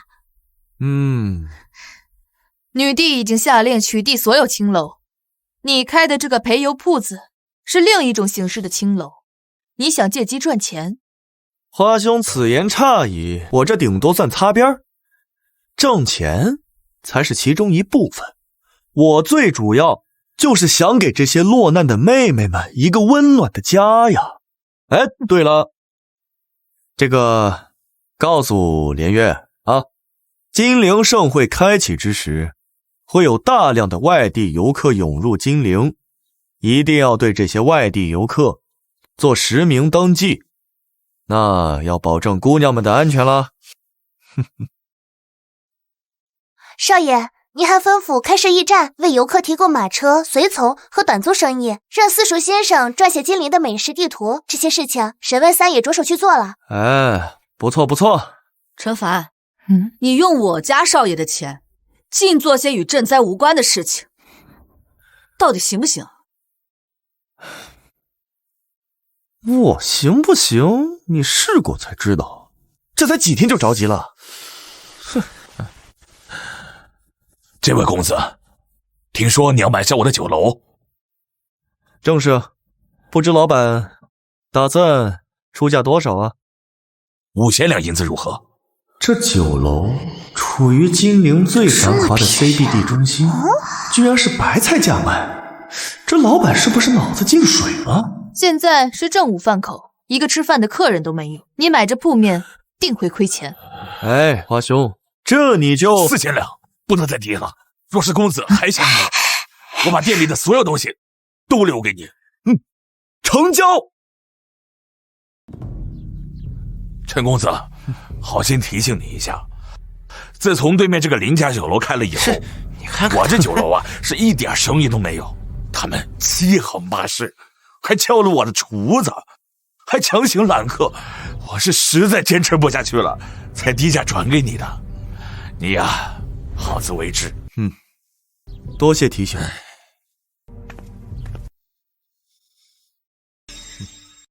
你这般挥霍，10万两银子何时能用在赈灾上面？若你最后毫无作为，别怪我翻脸无情。我看你啊，除了会做几首诗之外，其他方面一无是处，经商之道更是一窍不通。哎呀，我听说，有个白痴把这间酒楼盘下来了，这明摆着亏本的生意，也不知道是哪个傻子接盘啊！要我说呀，这废物就是废物！哎，当初怎么骗的我的钱，我就让他怎么给我吐出来！听说你们不懂规矩，把这酒楼的人全给挖走了？怎么了？在金陵，我的规矩就是规矩。我不但要挖你的人，我还要让所有的肉铺都不能卖给你肉。我看你怎么倒闭！哎，我气死你了！到时候你赔的底裤都不剩，跪下来求我说：“哥，给我口吃的吧！”大哥，给我口吃的！到时候我就……你敢打我！怎么回事？怎么回事啊？打起来了！一个大脑发育不全，一个小脑完全不发育。我看你们俩呀，是智障人士的份上，就离我远点，要不然我就……他俩的爹作死，我必须除掉。至于他们的死活，就看他们今后的表现。你们有什么手段，都使出来。我敢保证，不出3日，这酒楼就会成为全金陵最火爆的酒楼。敢不敢赌一把？有何不？不可能！我林某人与赌毒不共戴天。哎，我就不跟你赌。过，就凭你也想跟我林家酒楼比？哼，简直痴人说梦！可惜啊，信用卡也有刷爆的时候。那便走着瞧吧，小可小爱。找个木匠，做个金字招牌，就取名为海底神捞。好名字！啊，都给我听好了，从今天开始，谁家的肉铺要是敢卖肉给陈凡，就是与我林家与国公府作对。哼，这回我看你拿什么跟我斗。那咱们拭目以待。我们走。哎，走吧走吧。哎，算了走了。哎，走吧，回家吃饭去。哼，棒槌山的六当家已经出手了，这个废物怕是活不到那一天了。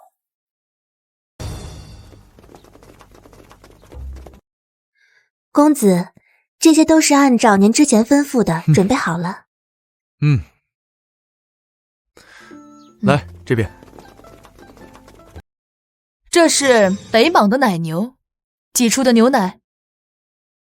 没错，将牛奶慢煮之后静置1个时辰，就会得到一层油膜，我称之为奶皮子。你把这个卖给客人，你没毛病吧？稍安勿躁啊。接着看，这是黄糖，为何颜色如此透亮？这是我将公子教我的方法对黄糖进行了提炼，公子说这叫冰糖。这个冰糖确实比黄糖好吃多了。你这个糖怎么做的呀？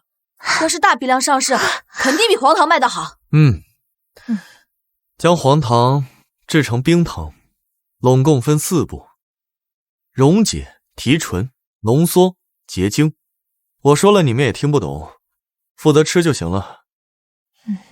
林月，麻烦你安排找人，把这奶皮子切成块，再加上山楂以及梅子，辅以冰糖串之成串。我起名为奶皮子糖葫芦。这就是我们酒楼的第1个产品。接着看，来看这个，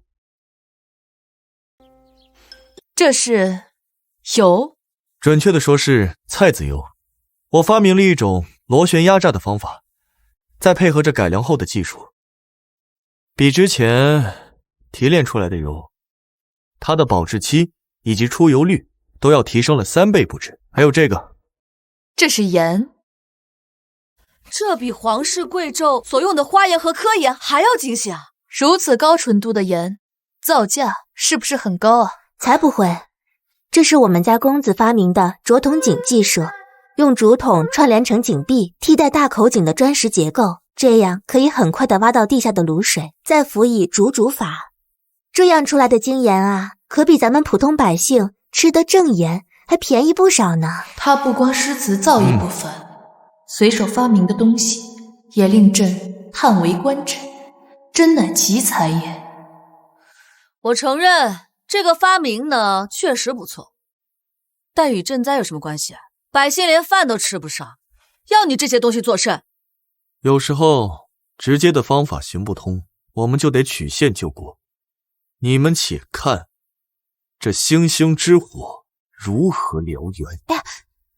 别急，大家别着急，给我一个，大家别着急啊！给我一个，我也要一个，慢慢这是我们新品，都有，这个一整，我也要每个人都有。我来一个，这个是我这个，别光买这糖葫芦。是啊，陈凡这狗东西，下次还来，也不知道从哪儿弄的法子，研制出奶皮子糖葫芦，卖那么贵，1贯钱1颗，这么多人买。哼，这些人脑子都坏了吗？好起来了吧？那个是什么？好吃吗？尝尝。拿来呀。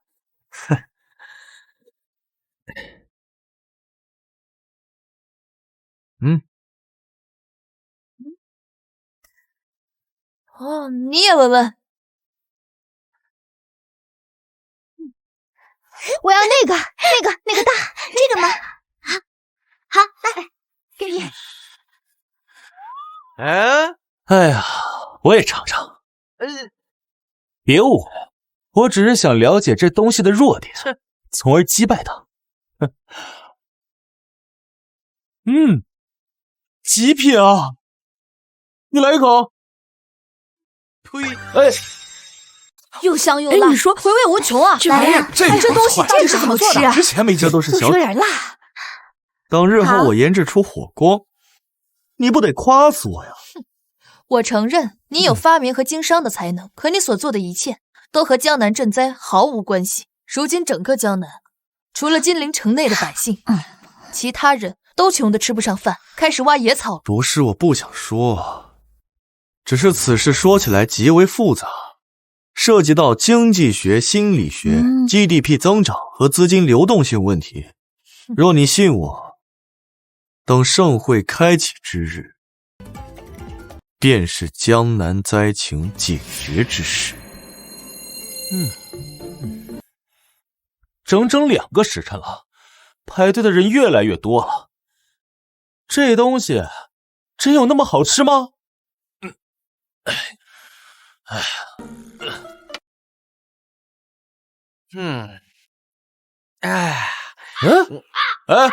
过来尝尝，咱说这小王八羔子做菜还真有点东西啊！他是怎么做出来的？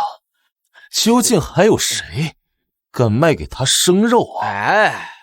哪有什么肉啊，都是什么没人要的下水之类的。谁知道那废物脑袋怎么想的？你说，还能变废为宝？你看看，不是我说林兄咱的嘴就那么馋吗？我现在看这畜生挣钱比杀了我还难受。放心吧，六当家的都裁好点了，今晚就动手，他必须死。那还差不多，尝尝吧。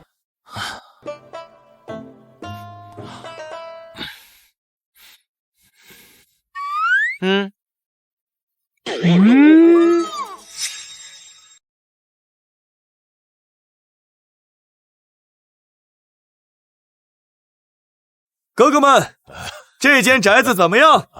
好，真好。这宅子得多少钱，妹夫？这不重要，这是我送给哥哥们的啊！我与哥哥们一见如故，好兄弟嘛，自然要同甘共苦，共患难。那我这个人呢，酷爱交友，以后哥哥们可以在此地招募更多的好汉。名字我都给各位想好了。聚义厅，好名字。如今以后啊，这里就叫做聚义厅。哥哥们只管练好拳脚，吃穿用度，弟弟我全包了。好，此生能结识陈贤弟，我武二纵使赴汤蹈火，也在所不辞。俺也一样。有了这一群好哥哥，别说踏平国公府，就是女帝跟我呲牙，我都敢造反。对了，妹夫，之前你让我装订了1000份诗集，在江南各城镇的书店卖，我觉得这诗集能火，只是运输调度是个问题。我打算在各个书店间建立联络网，然后再由信鸽传递，最后由戴忠训练一批腿脚快的兄弟，运转货物。只是这事做成尚需一些银钱。这不就是快递公司吗？快递公司？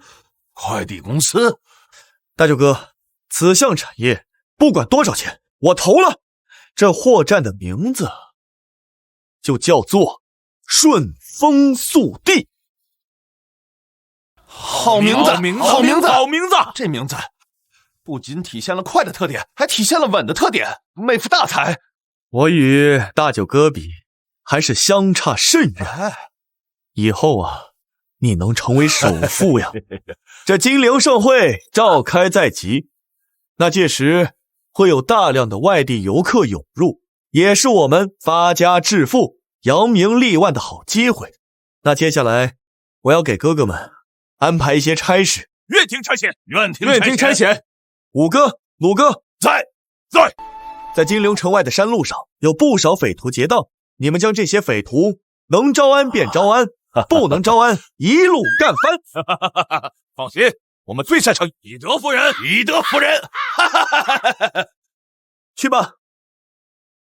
戴忠在，你能日行百里，将金陵盛会的诗会、灯会以及赛龙舟等事项通知到周边城镇。愿效犬马之劳。去吧。大舅哥，我的酒楼、糖厂、油厂、盐厂以及制铁厂的招工与管理工作就要靠你了。虽然说你现在患有眼疾，但是咱们轻伤不下火线，这是项大产业，务必要效犬马之劳，全力以赴。好，这是我最后一次展现我商业才能的机会，我一定全力以赴。走。这也是我穿越到这个世界大展拳脚的开始。我不光要解决江南饥荒，还要改变这个世界，这样的穿越才有意义。兄弟们，这次等那逼样的出来，直接弄死他，弄死他啊！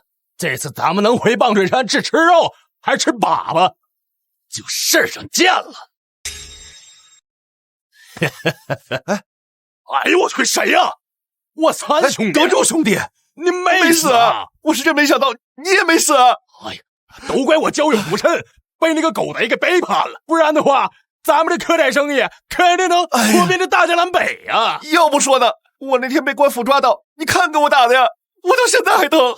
好不容易善你家太太保住性命，不过德州兄弟，看到你没事，我是太开心了。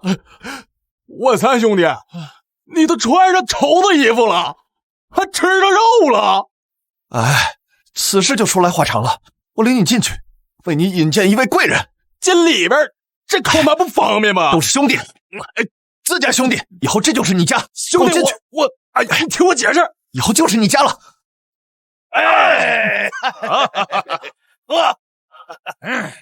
大河向东流啊，天上的星星是北斗啊，北斗啊，生死之交一乱就忘。说走咱就走啊，你有我有全都有啊，全都有啊，水里火里不回头啊。路见不平一声吼啊，该出手时就出手啊，风风火火闯九州啊，该出手时就出手啊，风风火火闯。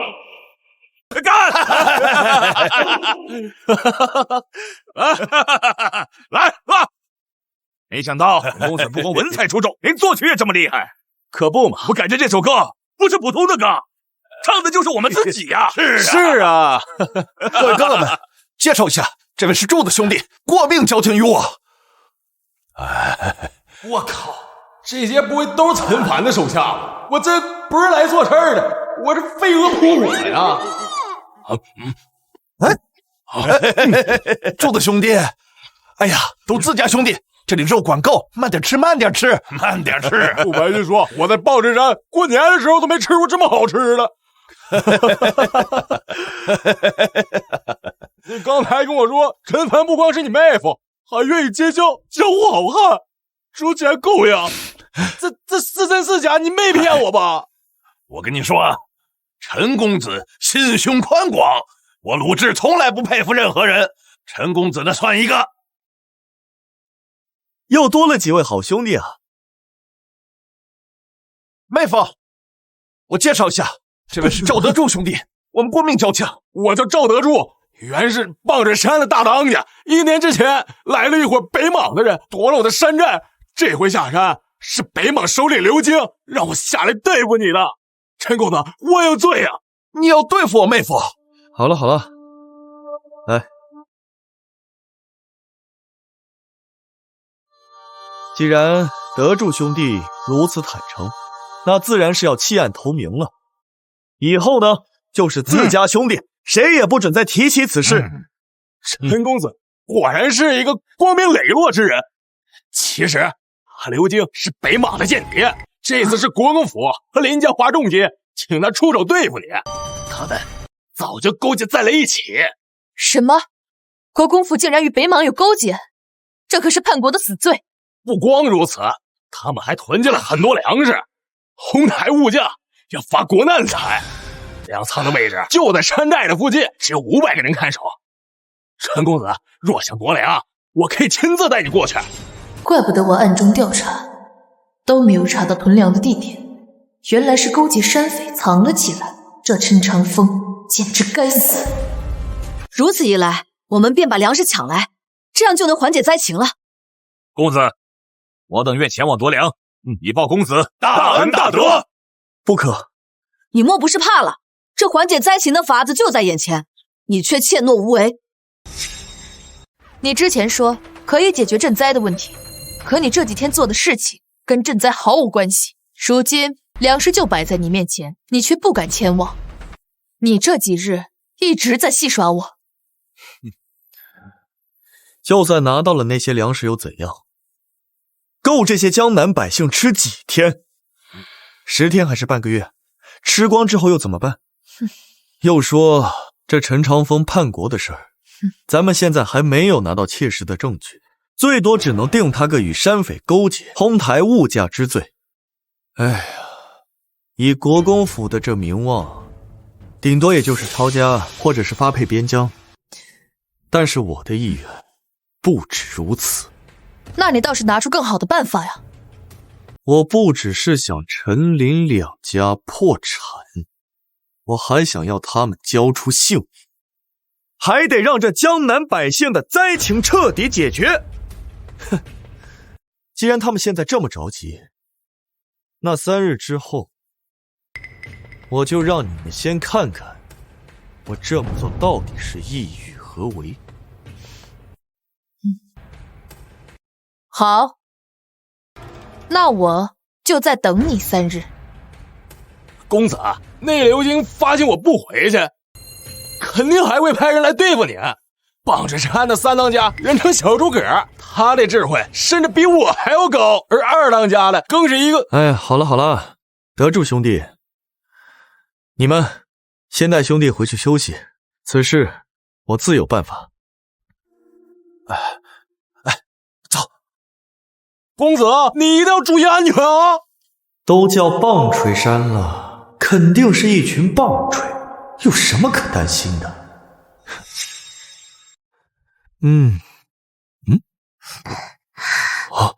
公子，奴家在看这本著作，你说让我当空姐、护士，售楼员、女仆、小姐，还有这个，奴家百思不得其解。你不用理解，就已经做得很好了。你知道吗？你简直是我的福星啊！你们兄妹2人，一个能给我情绪价值，另一个能给我经济和人力的价值。你们简直是我的左膀右臂啊！公子说笑了。之前你太辛苦了。今夜呢，你只管躺平，我让你知道知道什么叫做霸道总裁放肆爱。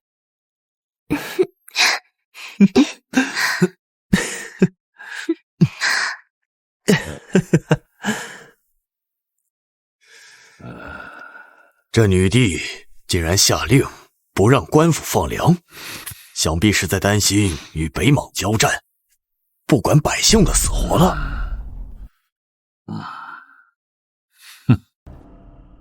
那不正好让我们发财吗？把价格抬上去，160文太便宜，涨到300文。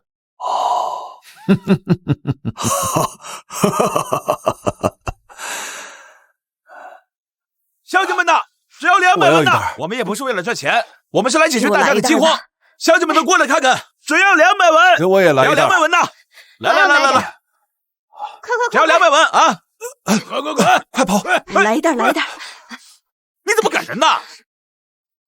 老子卖300文，凭什么你卖200文？对，知不知道整个江南只能买我林家的粮食啊？我们听说南方闹饥荒，这才请你调调赶来，也不为赚钱，你们竟然坐地起价，欺行霸市！我要告你们！报官！县老爷也得听我家老爷的，给我打！打人了！打人了！哎呀！是了。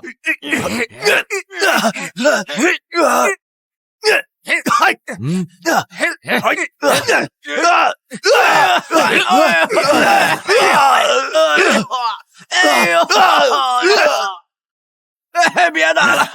哎呦！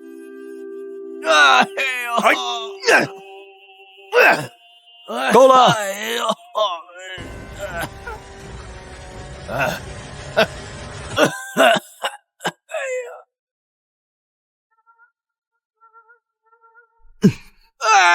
哎呀！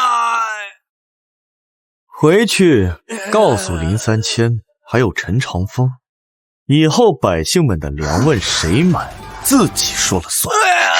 是，知道了。滚！快走！老朽代表全村感谢陈公子的大恩大德。谢谢！快请起！快起来！这可受不起啊！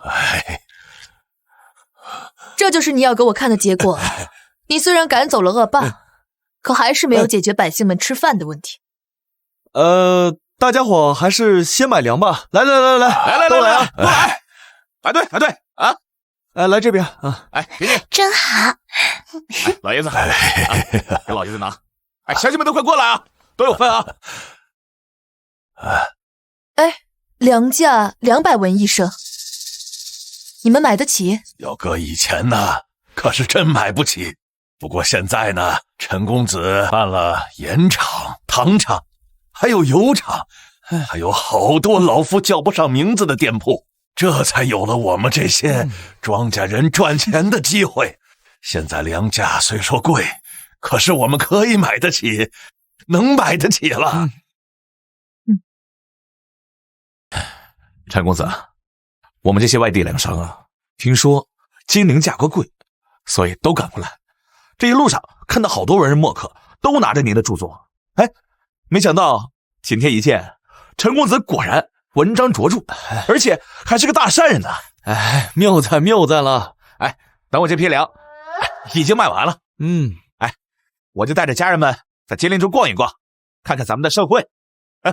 那就先告辞了。多谢各位好汉啊！小生走。好汉们，好汉们辛苦了。来，自家酿的甜酒啊，都喝点。来，倒酒，快去！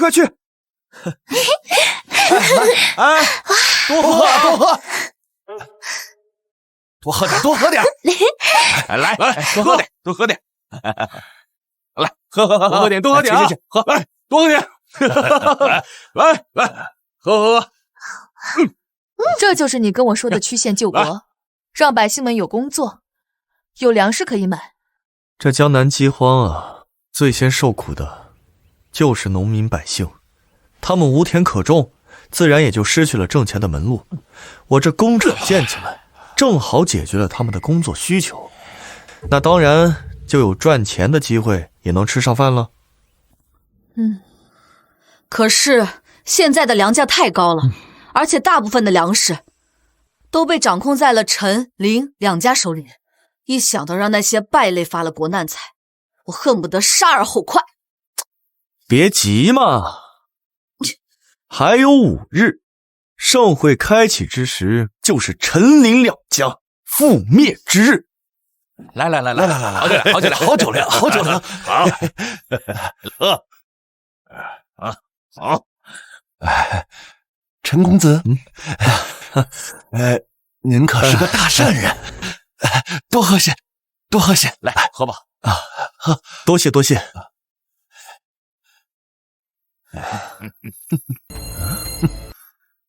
您喝。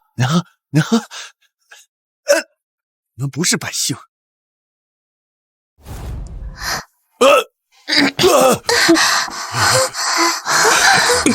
这酒有毒，这酒有毒。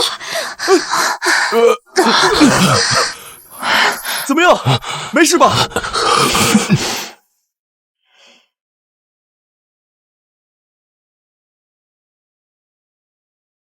你很聪明，但在我的阴谋和阳谋面前，还是略逊一筹。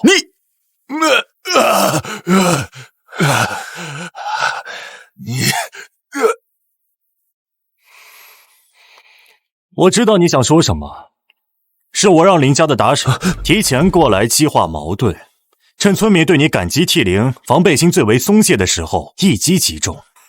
你来之前，我演练了无数次，再加上我运用了连环计瞒天过海，暗度陈仓，以假乱真。就算你有些本事，也绝对是逃脱不了的。他就是望水山的三当家的，人称小诸葛。哎，他的智慧确实略胜我一筹，这既成语何成量啊！哈哈哈，兄台，你竟有如此智慧，为何甘心当这一个小小山匪呢？不如我们去，不要试图游说我，没用的。我是你永远都得不到的男人。把他带走，其他人就放了吧。别人笑我太疯癫，我笑他人看不穿。也许只有陈师仙才能与我产生思想的火花，不知我此生何时才能与他相遇啊？兄弟，你既知我的诗，那为什么我们还要刀兵相见啊？你说什么？寒江孤影，江湖故人，相逢何必曾相识啊！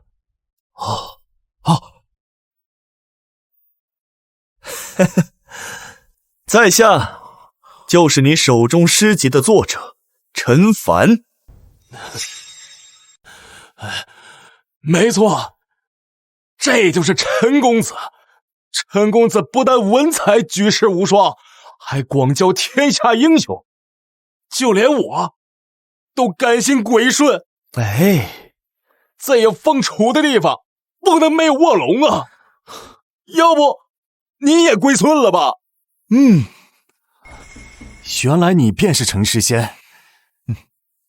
能写出蓦然回首，那人却在灯火阑珊处这种千古绝句的人，冷某是绝不敢冒犯的。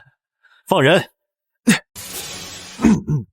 可是若不带他回去交差，大当家会断了您的灵药，您的身体……生亦何哀，死亦何苦？此生能见到陈师仙，冷某死而无憾啊！药效1个时辰后自动可解，叨扰了。我们走。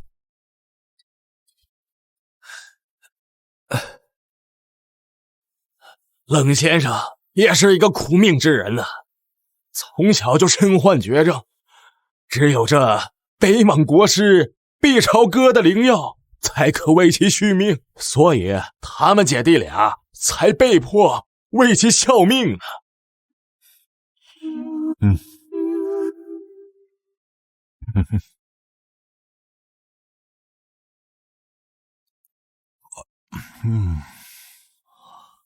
想不到陈师仙文才卓著，就连做的东西都这么好吃。兄台，请留步！等等，等等啊！请留步！龙兄，在下斗胆一问，你这是患了什么病啊？在下略懂医术。陈师仙还懂医术，只可惜我得的是消渴之症，世间名医无人可医呀。消渴，那不就是糖尿病吗？在古代确实无法根治，但用现代的科学饮食和调整生活习惯，再加上中药，能够极大缓解。若冷兄你信得过我的话，不妨试试我的办法。不是冷某不相信陈知县，实是我这顽疾无药可医啊。我问你啊，是不是每次吃了这甜食之后，都会口渴难耐，并且频繁小解呀？是啊，没错。所以平时我都极为克制饮食，很少吃这种甜食。平时只吃米饭和馒头。古人根本不懂，消渴之症的根源是糖分摄入过量，而碳水才是糖尿病杀手。你这个吃法能好才怪。不过看他的样子，应该病得不严重，调理起来不难。在下不才，但是我对此症颇有研究，不如冷兄在山下停留几日，试试我的法子。我们是两个不同阵营的人，刚才我还设计害了你。莫问前程有愧，但求今生无悔。我都不怎么在意，你何须在意啊？走着。这下连军师也有了，何愁大业不成呢？等等，他不是还有一个姐姐在山上吗？他若是不回去，那他姐姐岂不是危险了？无妨，无妨。哎呀，那都不是事儿，老弟，我跟你说呀，他姐啊，那可老猛了，那可是二当家的，这大当家的，光看一眼，那都浑身发颤。不是我开玩笑，这谁敢惹呀？啊，是吧？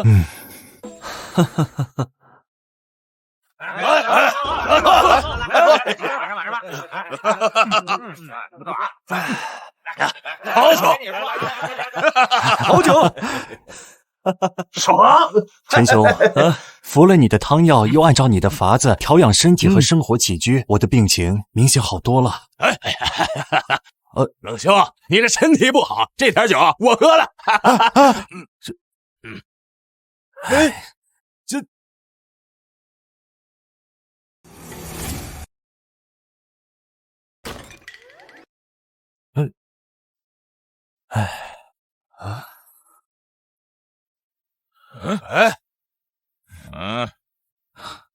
以往我的尿倒在地上，因为体味会吸引蚂蚁。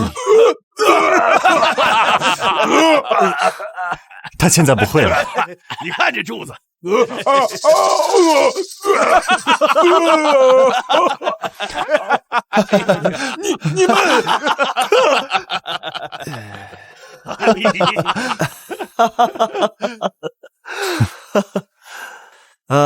冷兄啊，我答应治好你的病，那怎会言而无信呢？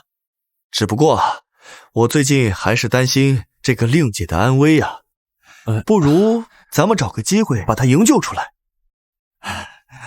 无妨，以我姐的身手，山上那些人奈何不了她。等她见我多日没有回山，便会下山来寻的。各位，今日这良辰吉日，不如咱们结为义兄兄弟。好啊，好啊！皇天在上，今日我陈凡，我二郎，你看，我鲁智，哎呀，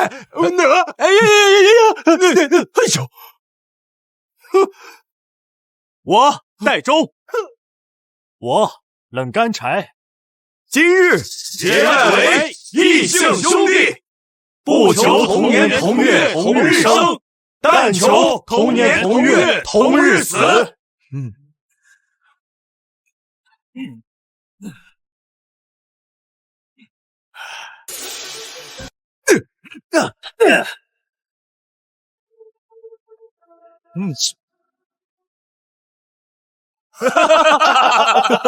好，六弟，哎，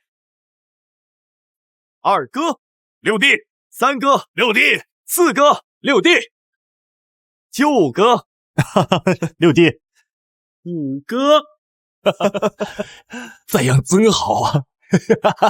六弟，你文采举世无双，不如就趁这个机会为我等兄弟结拜，题诗一首如何？来，好，那我就借此情此景，吟诗一首。这陈凡总结交一些三教九流之人，看起来也难登大雅之堂啊。少年侠气，结交五都雄，肝胆动，死生同，一诺千斤重。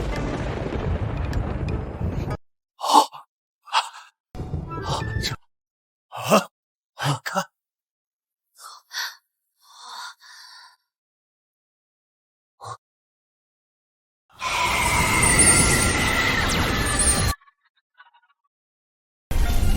哈哈哈哈哈哈！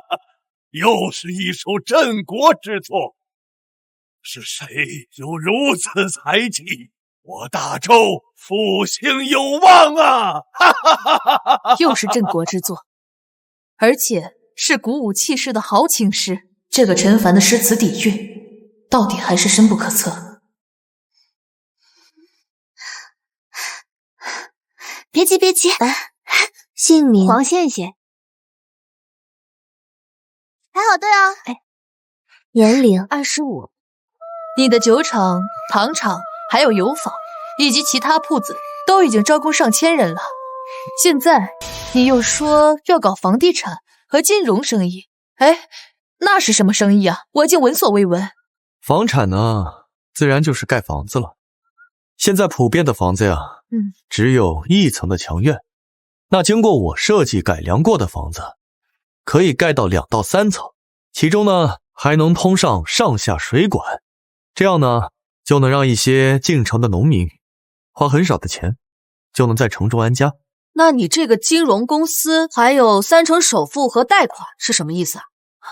其实现在很多人啊都买不起房，但是他们的信誉却很好，那这样呢就可以从我这里贷款，或者是呢只花3成的首付，就可以啊买到心仪的房子了，其余的钱慢慢还。如果他们是在我麾下的产业做工的话，利息还能大幅的减免。你这个想法倒是挺奇特的，如果效果好，可以在大周推广提振经济。不过眼下最重要的事情是江南赈灾的事情，我让你做的事什么时候能办得到？还有3日便是金陵盛会，那天不但江南饥荒可解，还能让陈林2家覆灭。我宣布，奶皮子糖葫芦，我们家酒楼也能做，而且比他家便宜1/10。没错，陈凡啊，他就是个奸商，他卖那么贵骗你们，我们就不一样了。我们糖葫芦不仅更便宜，而且连他们的串串香也有，价格更低。大家如果不想花钱买的话，糖葫芦在家也能做。隔壁街就开了一家糖铺，他们家就有做糖葫芦的原材料冰糖，价格可便宜了。这个废物就是在那儿进的货。快跑快跑！真的吗？那边便宜，走，我们快去看看啊！这2个狗东西故意坑你！且慢！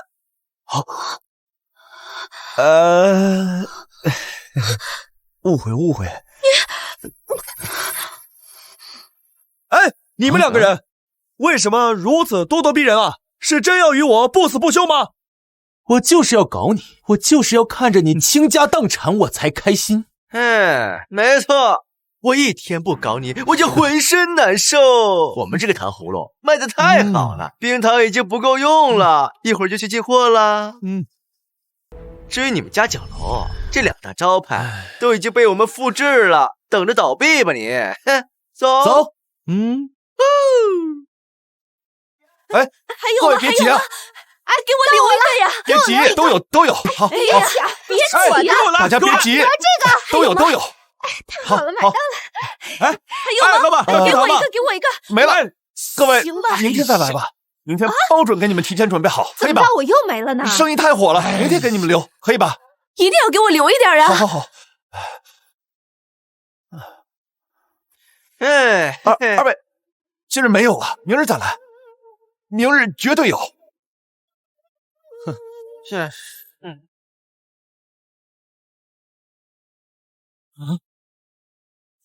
我你怎么在这儿？哎呦，忘了告诉你们了，这铺子也是我开的。哎呀，刚才呀，在下属实是感谢二位帮忙宣传。你说我这么对你们，你们对我还这么好，弄得我都不好意思再坑你们了。什么？这铺子也是你开的？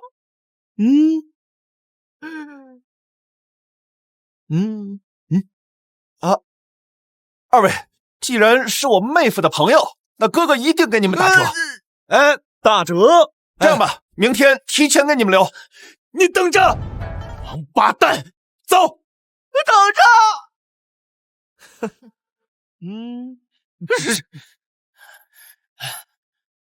放水山这帮人怎么回事？为何还没弄死这个狗东西？看着他赚钱，比杀了我还难受。走，现在就上山去找人，弄死他！走。按理说，小诸葛也走好几天了，也该得手了。那怎么让陈凡那狗懒子还蹦的呢？这二当家的小劲儿太拿人了，快帮我问问多少钱，让我来一次。听哥一句话，你太年轻了，有些事儿你把握不住。那老娘们的水老深了。刘静啊，刘静，你为什么还让林凡那个狗东西活着？跟谁俩呢？老子在北莽也是棍棒，再敢这样和我说话，我连你一块干了。刘静，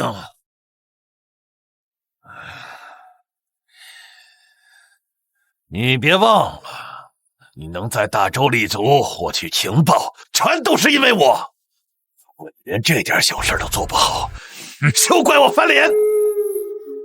行，你有种。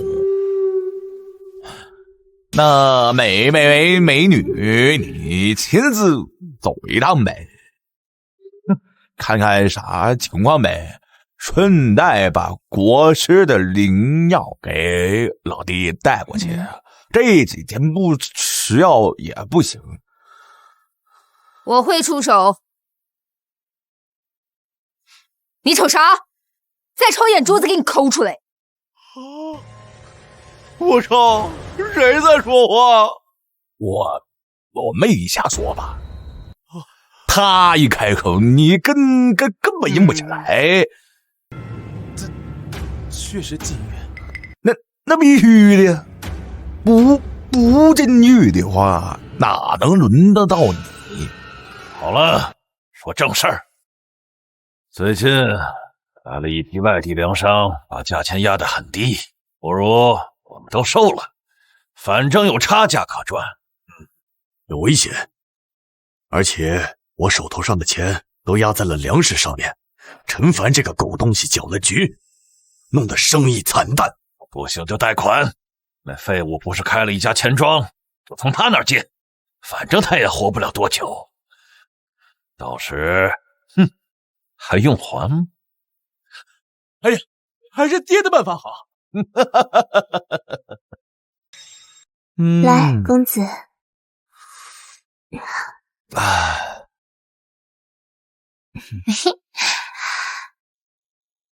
来，公子。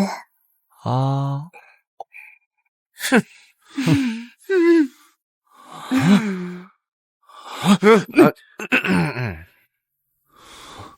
这狗东西凭什么霸占这么多美女？恨不得杀之而后快。你们二位说要拿自己的铺子和宅子做抵押？各借20万两银子。对，国公府那宅子的价值你最清楚，肯定不止20万两。3天，我以我们的信誉做担保，就3天，一定还清。不用3日，今晚你就得死。先坑你的钱，再拿捏你的女人。哎呀，这事儿不太好办呢。你什么意思？这银庄开门做生意，我们又不是不给利息，怎么着？你这不是欺负老实人吗？小凡，我们之间好歹是一家人，虽然闹了一点误会，但有难这不能不帮啊。二位可别误会了，我不是不借，就是之前一直是从你们那儿拿钱的，现在突然调换了角色，这一会儿还真有点不太适应。小可小爱，给2位公子立借据，签了立马打钱。哎，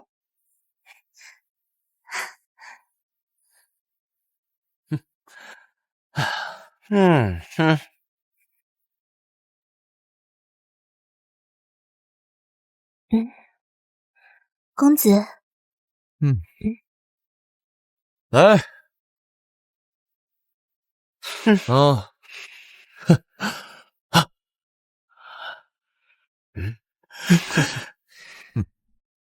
走。本来想让他们2家破产，还要用些手段，现在连手段都不用喽。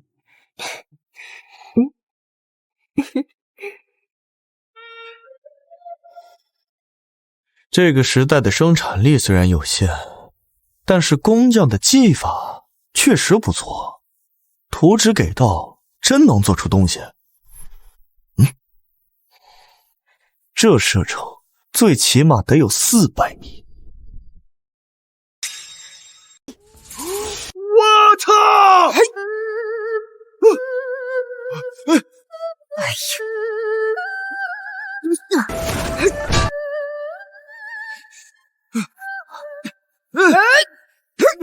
刀下留人！住手！住手啊！六弟，这是我姐，这是我结拜兄弟，放下！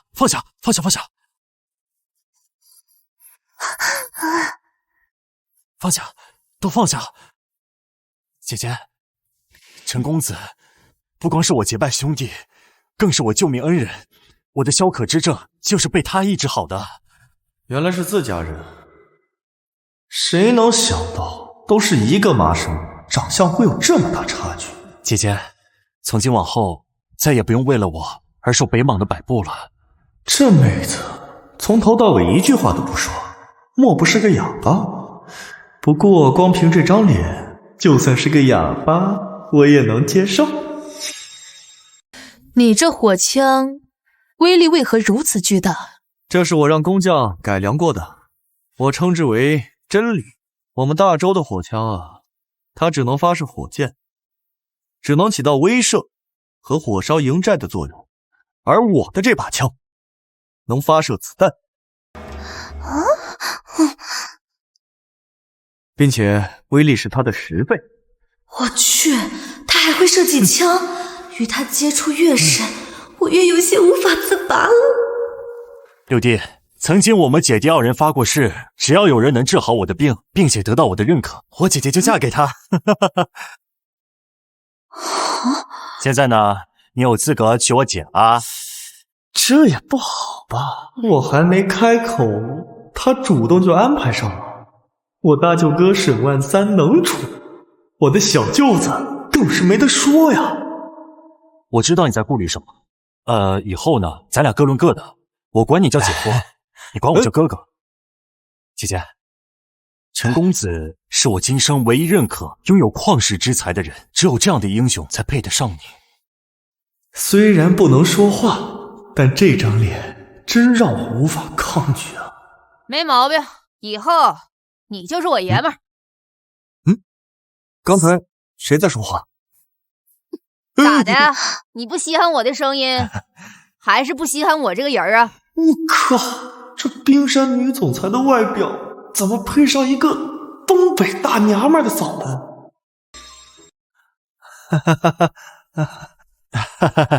姐夫，我知道你在顾虑什么啊。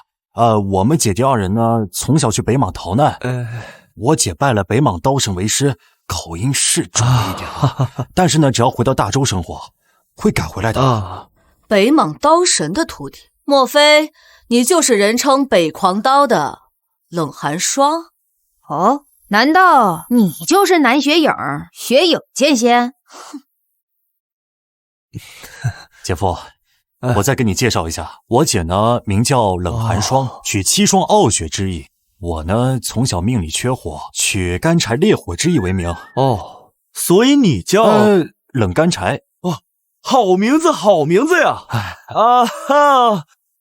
我突然想起来了，明日就是金陵盛会了，不如咱们这些事情日后再说。咋的？你是嫌弃我？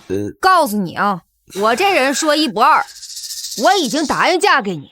要是你敢反悔，今天要不然你捅死我，要不然我捅死你。放开陈公子！咋了？你吃醋啦？够了！婚姻大事应该尊重陈公子自己的意见，你们岂能强求？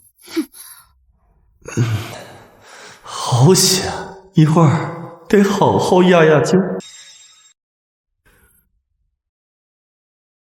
哎呀，还是你知道心疼人呢，刚才都吓死我。公子，你今日是不是受到了什么惊吓？刚才的表现差强人意。哎呀，这连日操劳，身体总有些吃不消嘛。公子，连月最近熟读了你的著作，颇有感悟，不如让我再为公子排忧解难一番。哦，又学会新东西了。试试。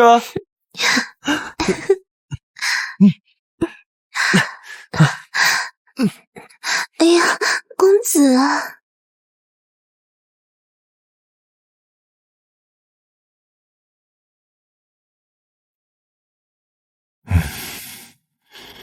来，田家少闲月，5月人备忙。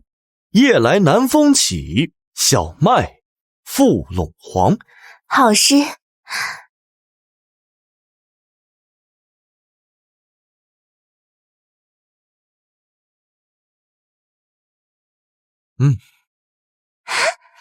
一夕开元全盛日，小邑犹藏万家事。稻米流脂粟米白，公司仓廪俱丰实。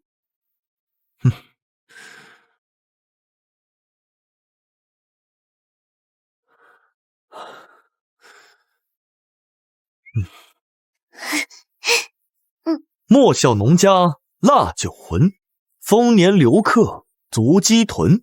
山重水复疑无路，6岸花明又一村。将这3首诗交给戴忠，让其快马加鞭。今日之内，我要让这诗句传遍整个江南。好，快去。你之前说过会在今日解决江南赈灾的问题，而且会让陈林2家破产。就凭那3首诗，这3首诗只是锦上添花，我要用文字的力量传播出去，让江南百姓心中燃起对丰收的渴望。华兄，劳烦你告知金陵知府，今日开仓放粮，并且让官府张贴告示，就说这女帝的赈灾粮已经陆续抵达江南。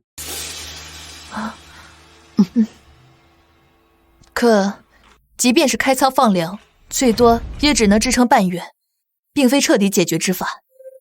稍安勿躁，一切变局都在今日。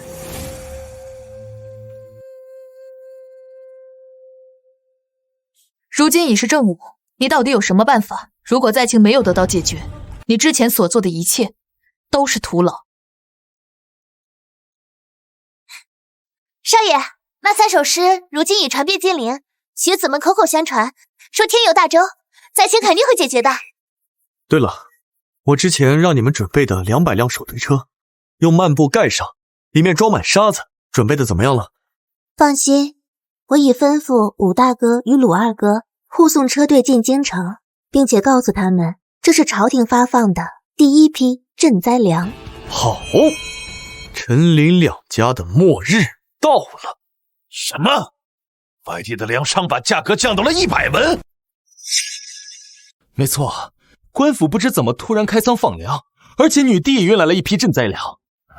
今日恰好是金陵盛会，外地粮商涌入，他们怕粮食砸在手里，宁可赔钱也要抛售。完了，我们手里囤了这么多粮食，如果再继续降价，我们就血本无归了。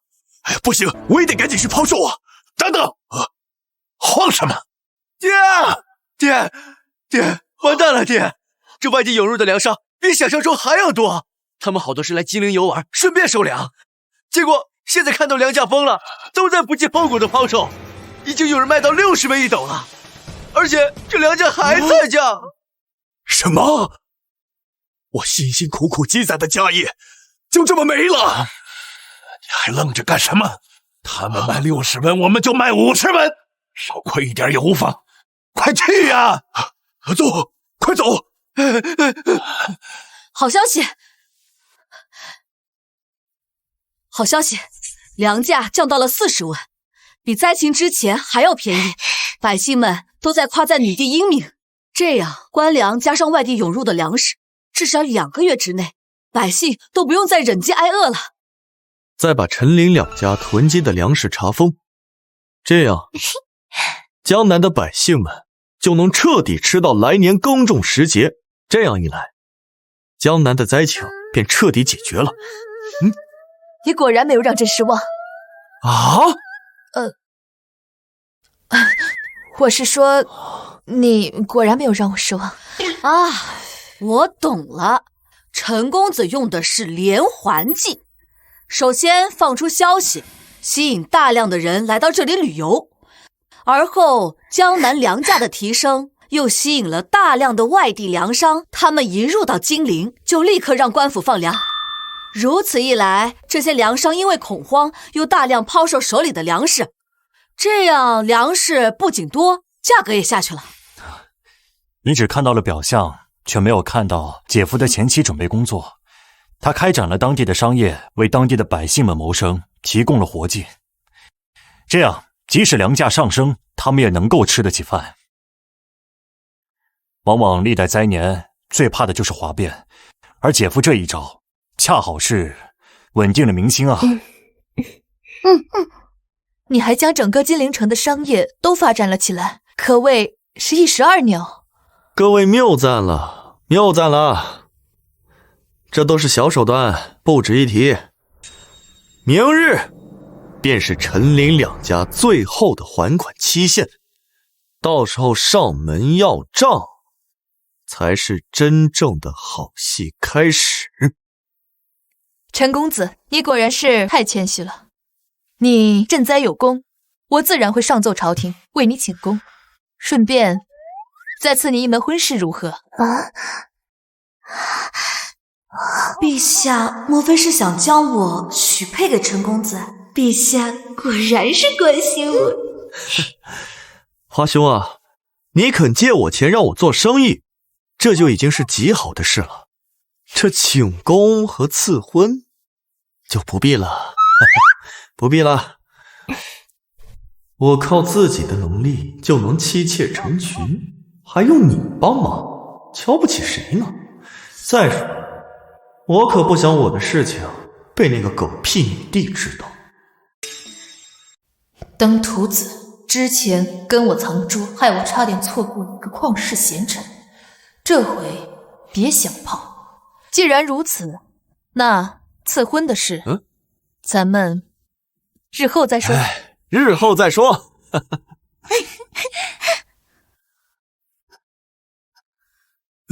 这种日子过得也是索然无味啊！公子，你去哪儿啊？你刚才不是说要一直宠幸人家吗？我突然想起来，还有一堆账目要处理呢。你们先睡啊，我去就来。公子，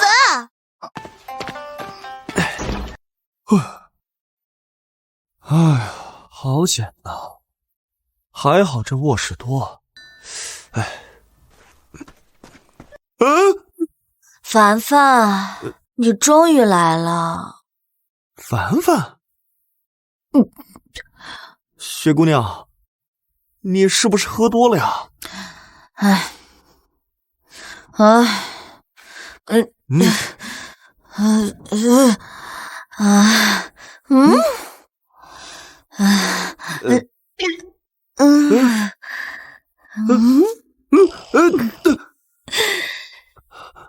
坏蛋！我若不把自己灌醉了，你怎么会有机会？哼！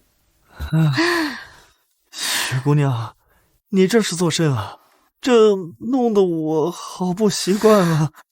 哎，你们这帮臭男人就是口是心非，明明心里很喜欢我，嘴上却说我不要，我不要。你若是不喜欢我，那为何三番两次将我灌醉啊？还拿你的咸猪手摸人家的小胸。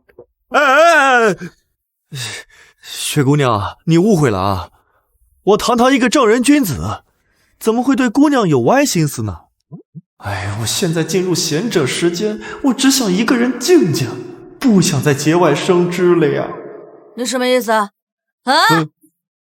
我家少爷有意将我许配给你，你不愿意啊？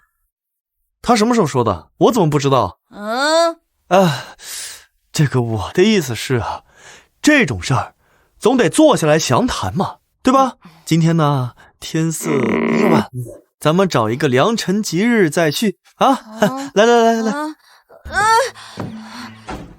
混蛋，看你躲到什么时候！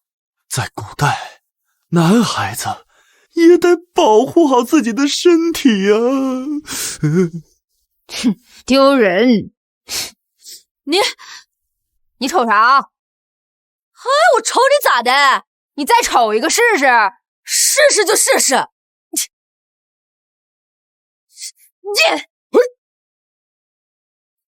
逆子，我国公府是你能来撒野的地方吗？这白纸黑字写的清清楚楚，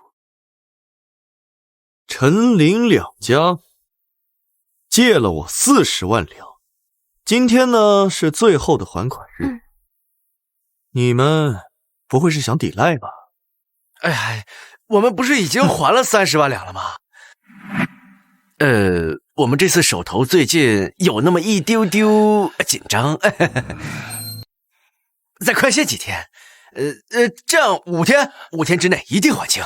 对啊，小凡，咱们都是一家人，这一笔还写不出2个陈字来呢，给点面子嘛。哎，你可别随便乱攀关系啊！这陈长风已经把我赶出了国公府，我现在跟你们一文钱关系都没有。哼！还有，面子是什么东西啊？我不知道，我只认钱，还钱！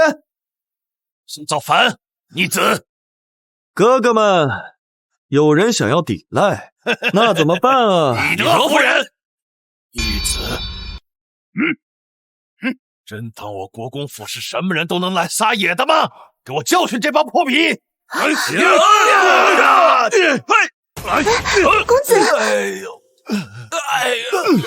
逆子，我是你爹，你这样做有悖人伦，是要遭天谴的。你这个老登，怎么还骂人呢你？我打！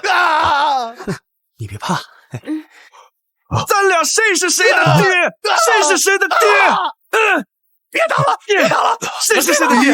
谁是谁的爹？别打了！你是爹，你是我的爹。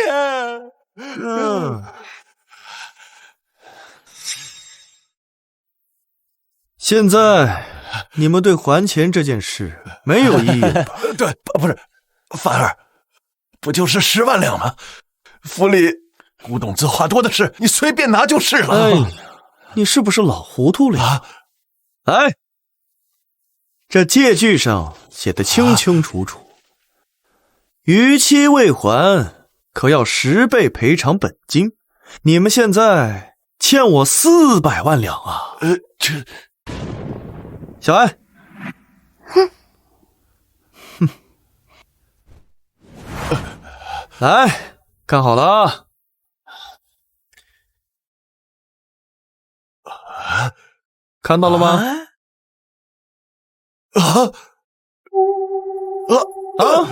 我，陈帆，你坑我！这么小的字，鬼看得见啊！你眼瞎好吧？又不是我没写。这么重要的合同，不得拿着放大镜清清楚楚好好看几遍？你还真是不争气。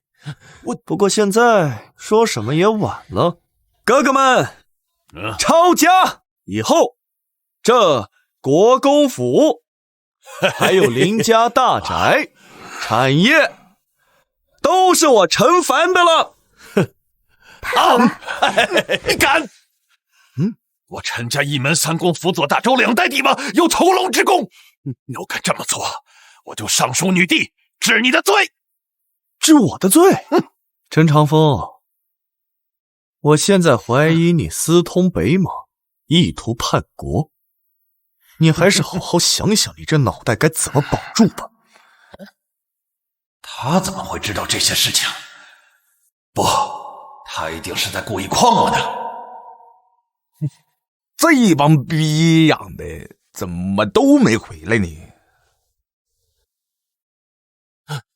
大当家的，有一伙人杀进山寨，说要平了我们。啥？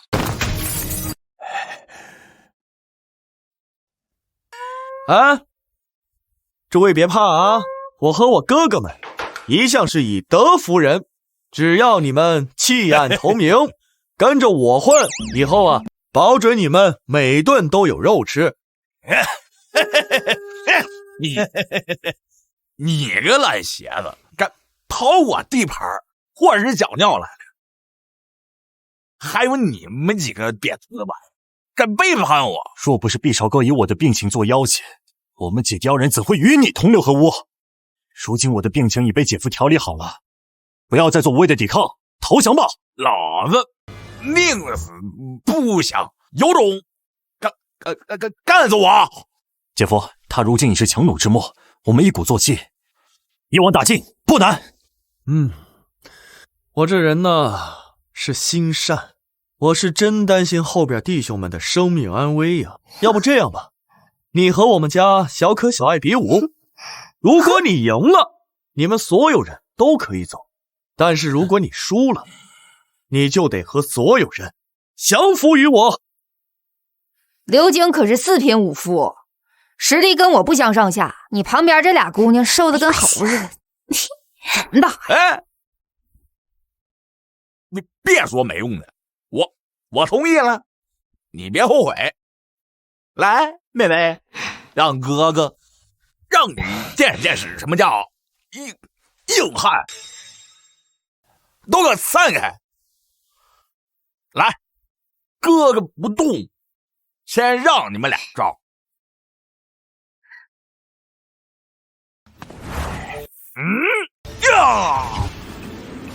这是4品武夫的铜皮铁骨，北莽人的身体要比大周人本来就高出许多。姐夫，这次要失算了。北莽有武夫，我们大周有文脉加成，有战时师。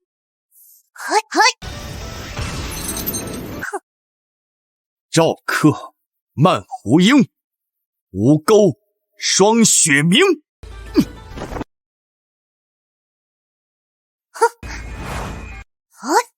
银安赵白马，萨踏如流星。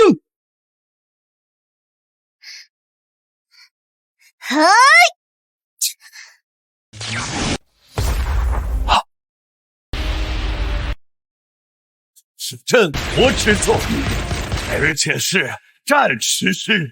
我大周有如此天才，何愁北莽不灭呀？此乃战时诗，根据诗的品阶，可以提升将士1到3个品级呢。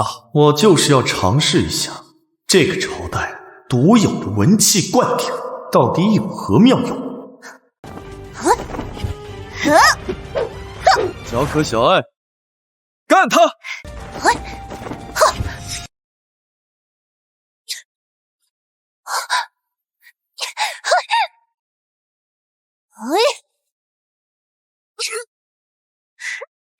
我尼玛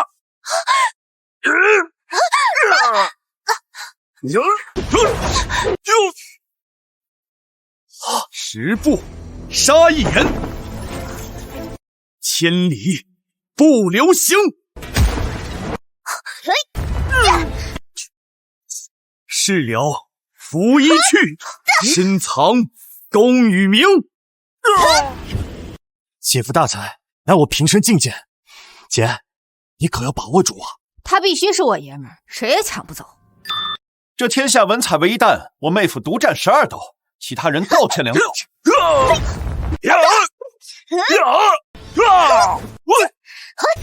纵死侠国香，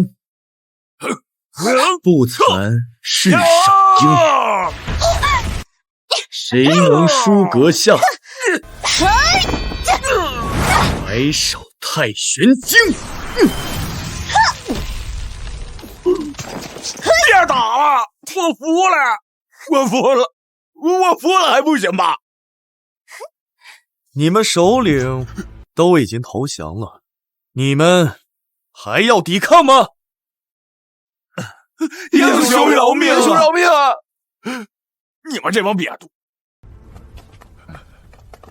哎呦，快点！饶命！饶命！这就是你们最后的倚仗吗？这也玩完了吗？你说什么？我怎么一点听不懂啊？你这老逼斗，别装犊子！之前就是你让我弄他的，要不我能成这样吗？你谁呀？老夫根本就不认识你！你们这帮懒鞋子，他妈的！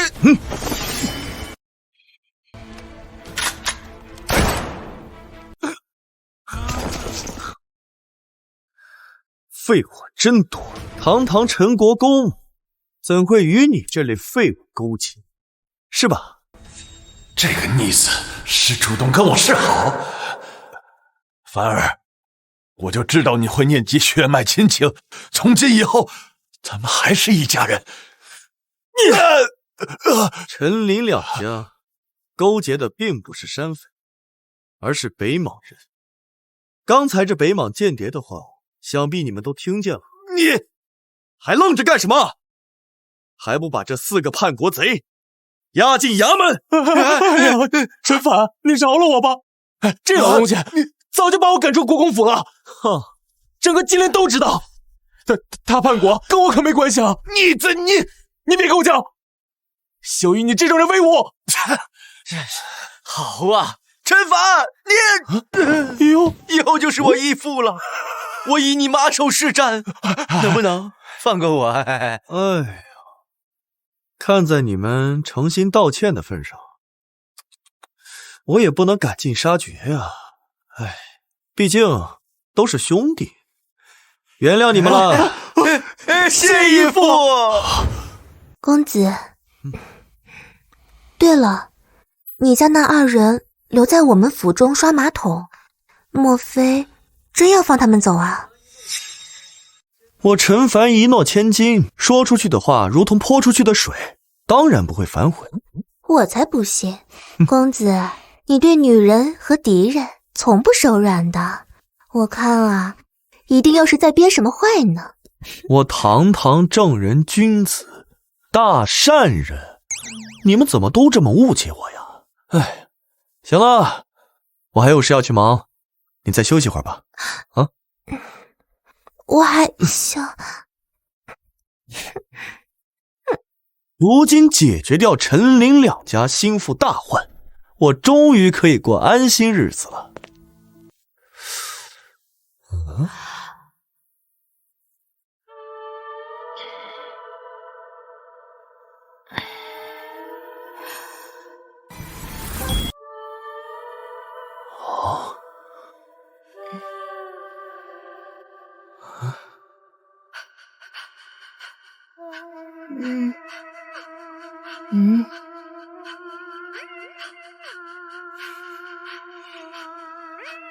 哼，冷姑娘，这深夜前来我书房，这是有何深意呀？你不用明知故问的，你想干啥，我还能不知道吗？咱俩今儿个就把事情办了，明天开始你就是我男人。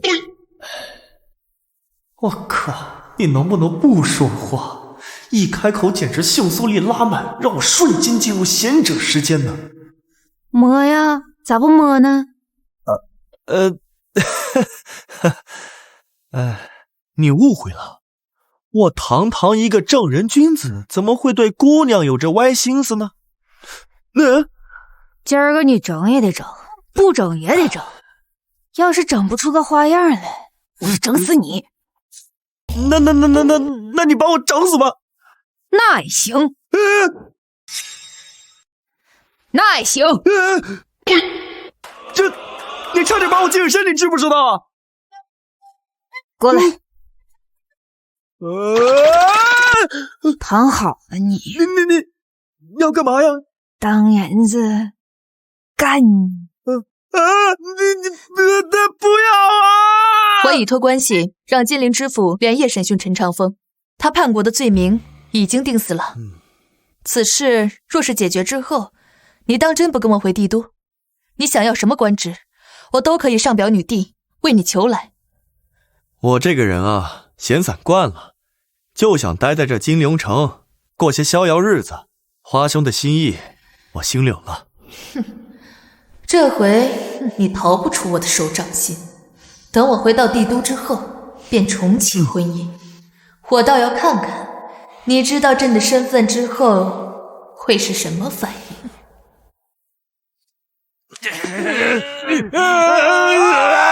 我受不了了，太过分了！他竟然让我们刷马桶啊！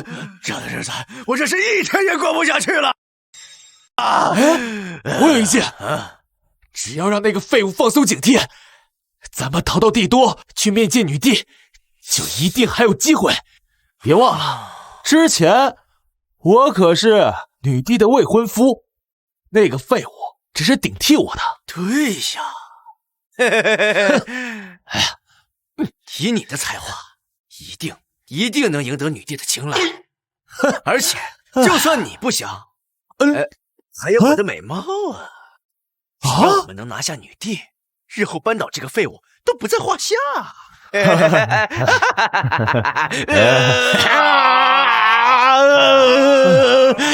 二位兄台，哎呀，不知二位在我这府上可还生活的习惯？习惯，就跟自己家似的。哦，哎呀，就是啊，天天刷马桶太累了。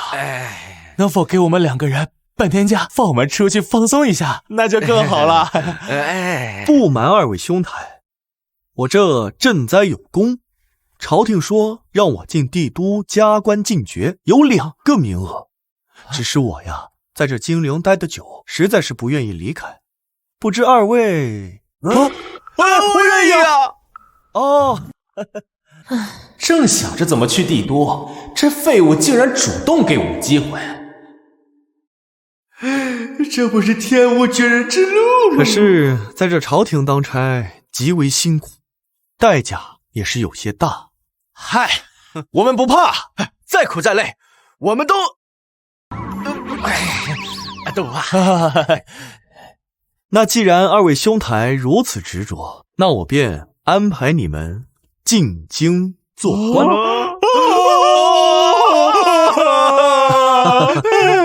小可小爱，快带着2位公子去准备吧。走吧。走，好人呐，以德报怨呀！你不是跟他们有仇吗？为什么还要帮他们？我到现在也没有听说朝廷什么时候要封官了，他们去帝都任何官职啊？宦官呢？放我出去！我是国公啊！你们不能这么对我！我要上表女帝！放我出去！哼！算你们识相，知道本国公不好惹。你是何人？跪下！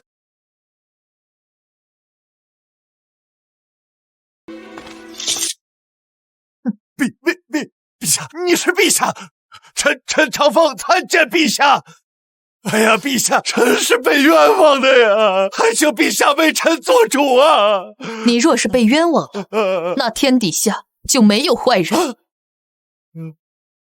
朕已知晓一切，你这个叛徒还不知悔改。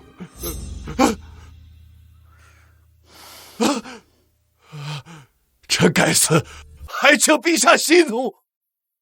若不是陈凡拥有旷世之能，整个江南还不知道有多少百姓会死，朕的整个江山都要被你们这些蛀虫给毁了。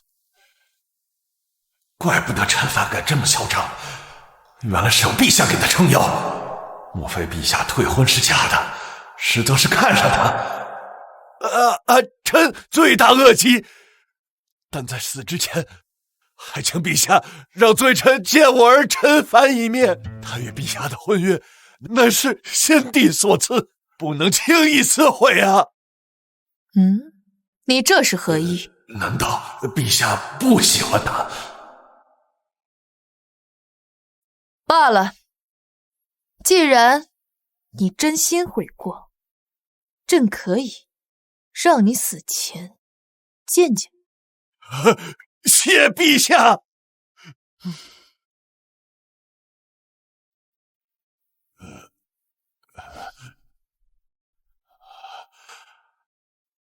估计那逆子还不知道女帝的身份，我以此事和那个秘密相要挟，一定能保住一命。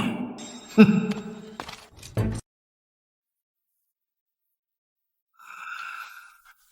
这叛徒不是要斩首了吗？知府大人让我过来做事。哼！凡儿，为父有一件能带给你颇天富贵的秘密，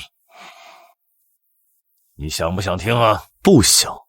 你还有没有别的事儿？没有我就先走了。哎，等等，等等，你为何不想？这是大好事啊！老子现在过得不要太逍遥，需要你给我富贵啊！你还有没有别的后事要交代？你先别激动啊，还有一件天大的秘密，是关于你的身世。我的身世？难道我不是你亲生的？动心了吧？我就知道你会动心，只要你答应救我一命，我就……哼，跟我说这么多干嘛？我一个现代穿越过来的，我知道了还得去找我亲生父母，怎么潇洒过生活？哼，哎，这人已经交代完了，拉出去砍了吧。哎呀，爹呀！谁把这老登的棺材摆这？公子，您在外名望颇高，这陈国公嘛，毕竟是您的亲生父亲。如果你不替他料理后事，我怕世人会诟病公子你的。也有些道理。爹呀，你可一路顺风啊！孩儿现在的能力实在是太弱，根本没有办法与那北莽人对抗呀！哎呀，实在是无法为您报仇了。孩儿实在是没有颜面做您的儿子呀，所以今日决定与您断绝父子关系。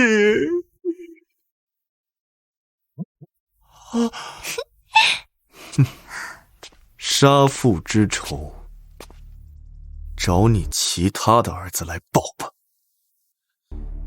哼！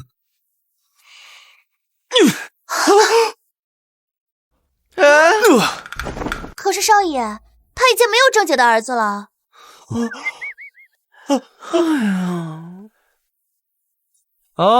你们两个也别娘们唧唧的了，赶快进京赴任吧。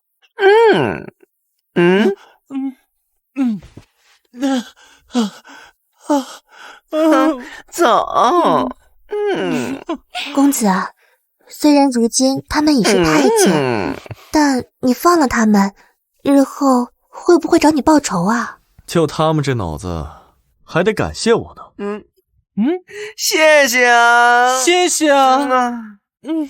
看吧。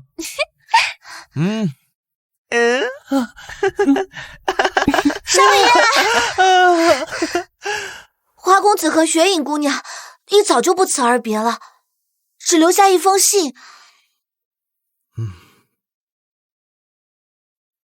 肯定又是那些劝我进京的话。不看了。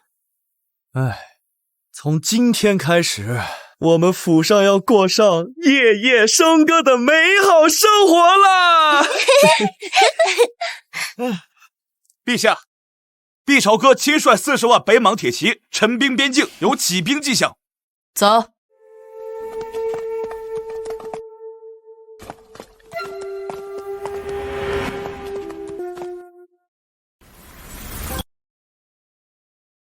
陈凡，我在帝都等你。